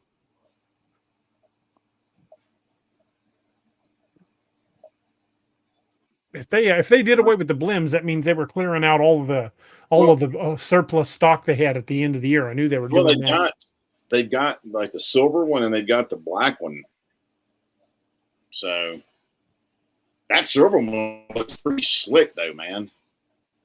Yeah, it does. That silver satin. If you get your hands on one of these, the boarding axe, holy crap! It's like a hatchet on steroids. Yeah, Look how thick that thing is. General Dalton says boarding axe is $200 at the moment. The boarding axe is one hefty piece of machinery. Yeah, it is. It's kind of a niche item, but if you need it, you know you need it. Right. Yeah. That would be, if you were going to have a camp axe, that would be the axe. The boarding axe, not only can you use it as a defensive weapon, but that thing, you're not going to go up against anything that thing can't handle. That thing will punch a hole in a car door as easily as it will a tree. Lene Perkins now says, DA, 7 do you know if they degrees, DA. discontinued the Orca? I don't think they discontinued it. I think they're just out. That they were talking about discontinuing it. Well, I know they're gonna. There's some knives that are going away. Yeah, the Orca was one that was going away. But supposedly there's going to be a whole bunch of new knives introduced this year. That's why they're getting rid of some of them, because they're making room for others. But the Orca was one that they were because I read an email from Craig saying that the Orca was going away. Karen Polson says her bushwhacker's in her get home bag. I'm going to put together a emergency shit hits the fan kit and just keep it in the car. And that bushwhacker is probably going to be part of that kit. My gunner's mate's on my go bag in my truck. Yeah, excuse me a second. I'm going to be right back. Alrighty. Steve, would you want to reach out to Jonathan Mayberry and see about getting him back on the show? Sure. I'd be happy to. Yeah, hey, make sure you schedule him for a Saturday so you can be there. Yeah, he's always a fun one. Oh, I love Jonathan. He's so fun.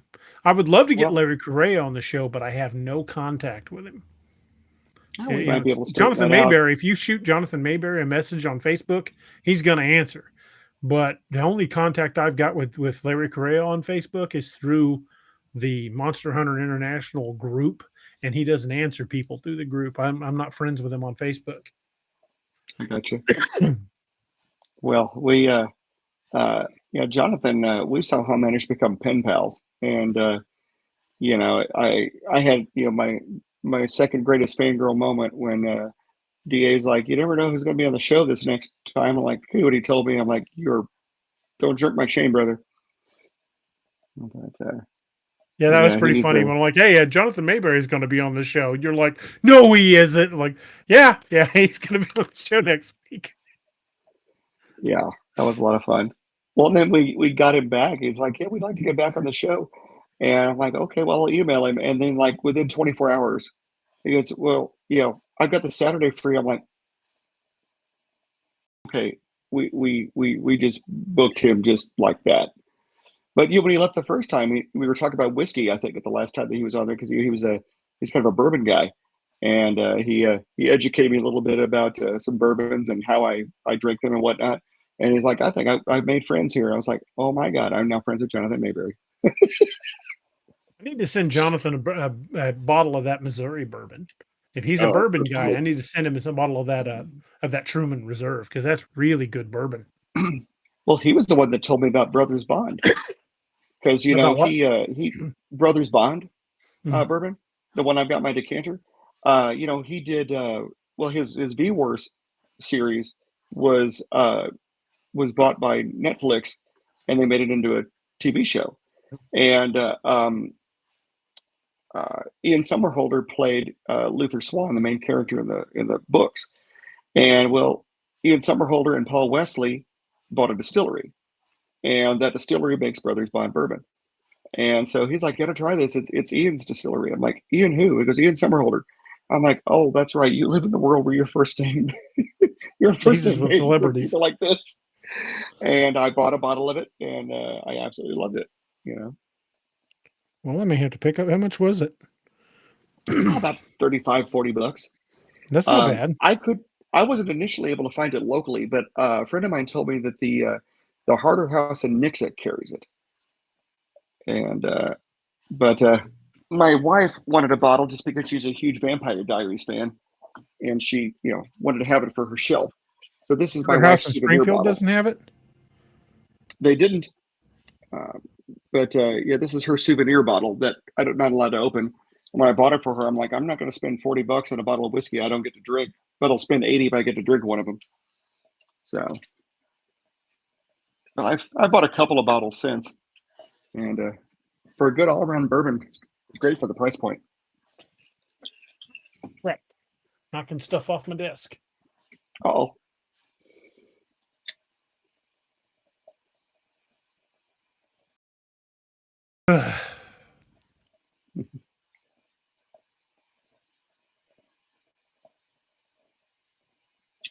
Roxanne Delgado says, Doc, you should model it on one of the shows. I don't know about all that. Have my frock coat on. There you go. yeah, there you go. Totem Whisper said they're hooked on Bushmills after you put it in your books. Good whiskey. Yeah, Well, One of my favorites. that's one of my brother Keith's favorite Irish whiskeys is the Bushmills Black. I love that's my favorite of the Bushmills.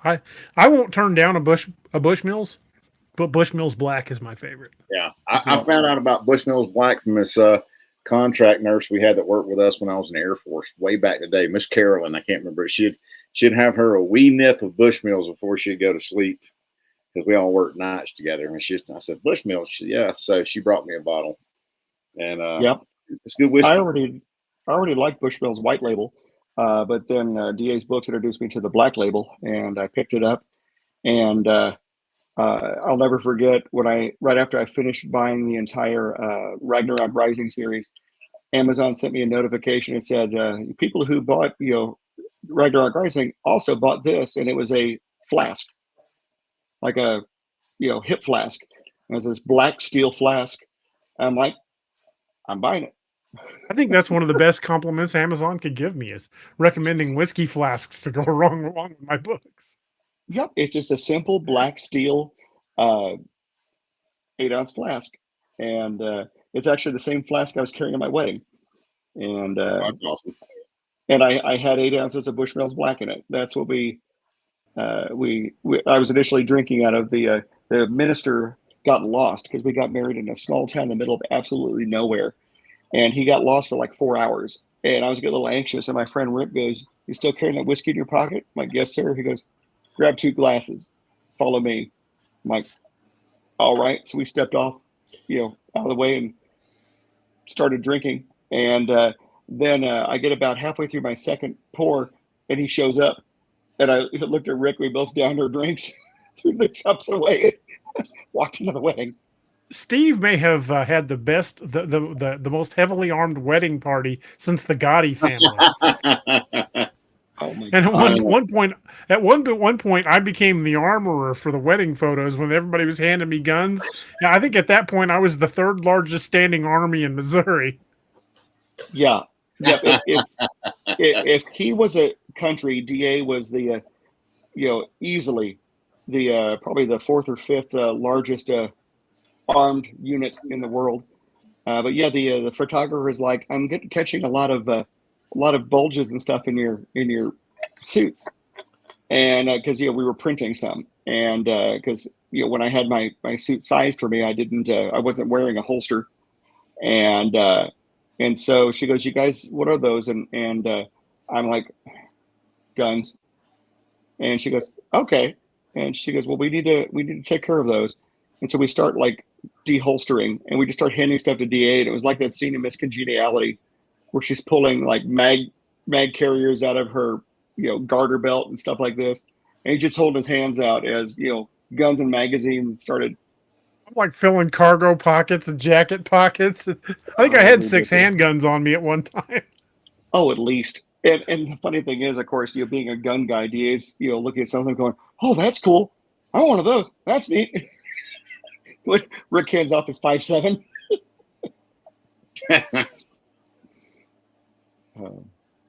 But it was pretty bad.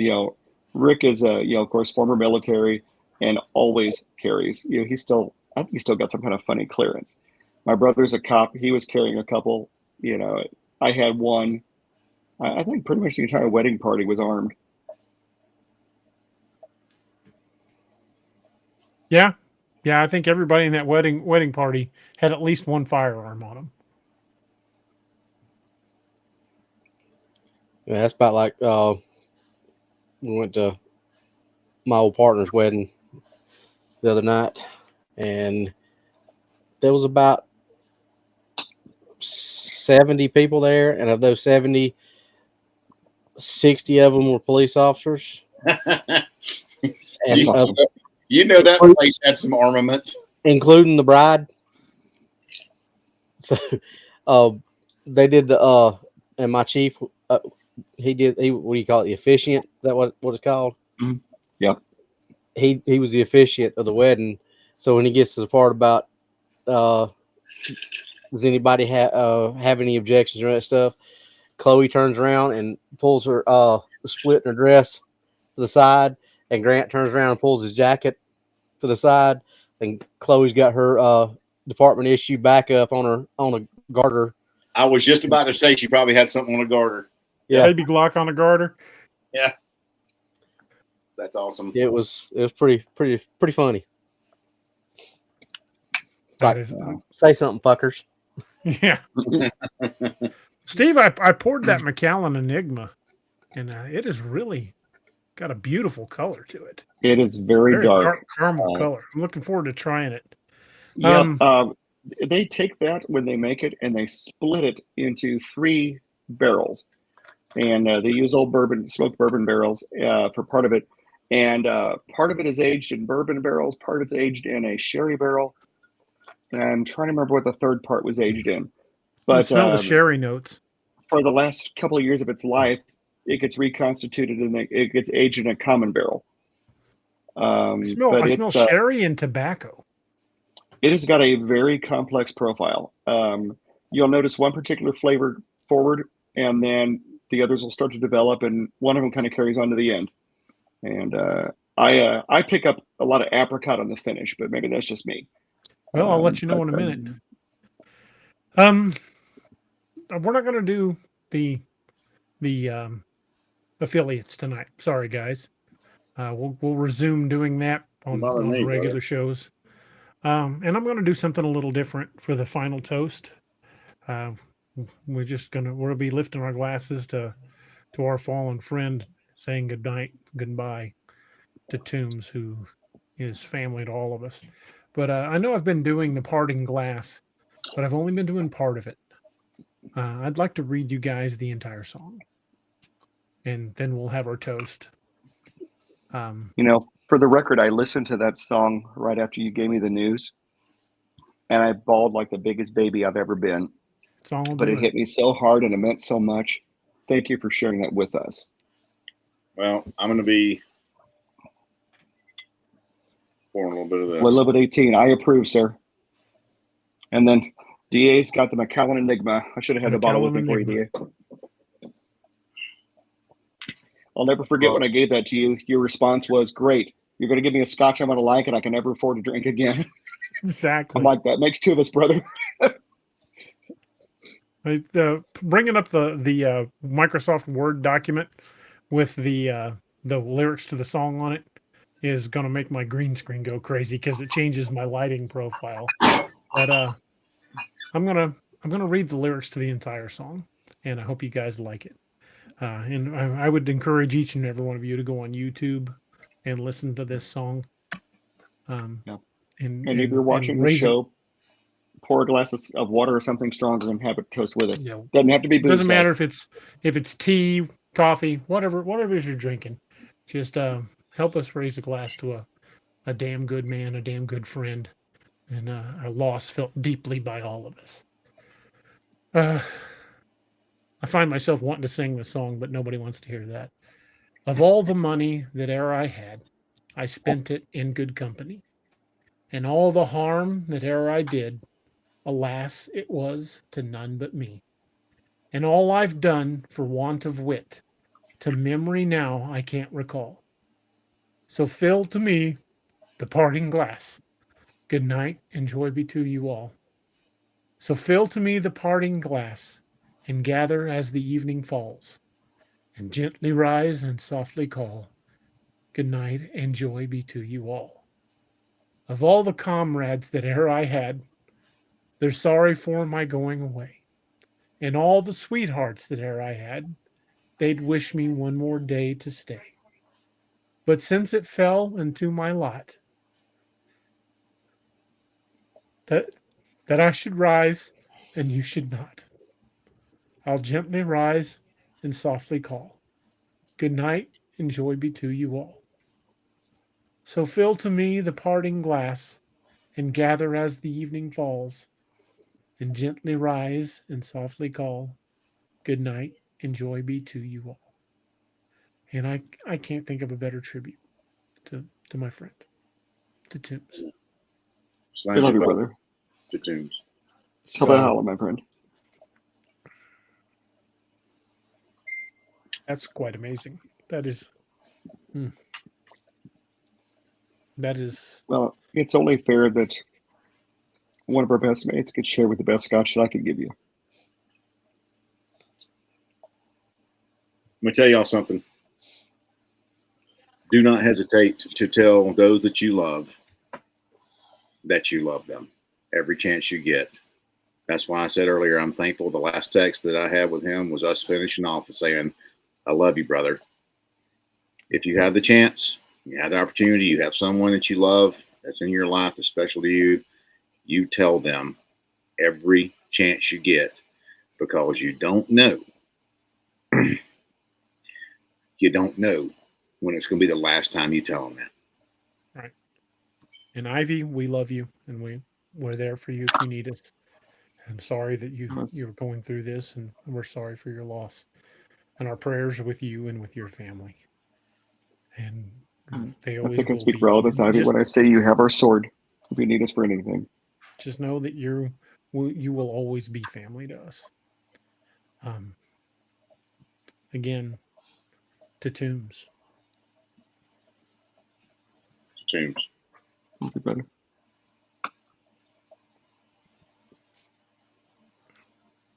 Robbie, Doc, Steve, I love you guys.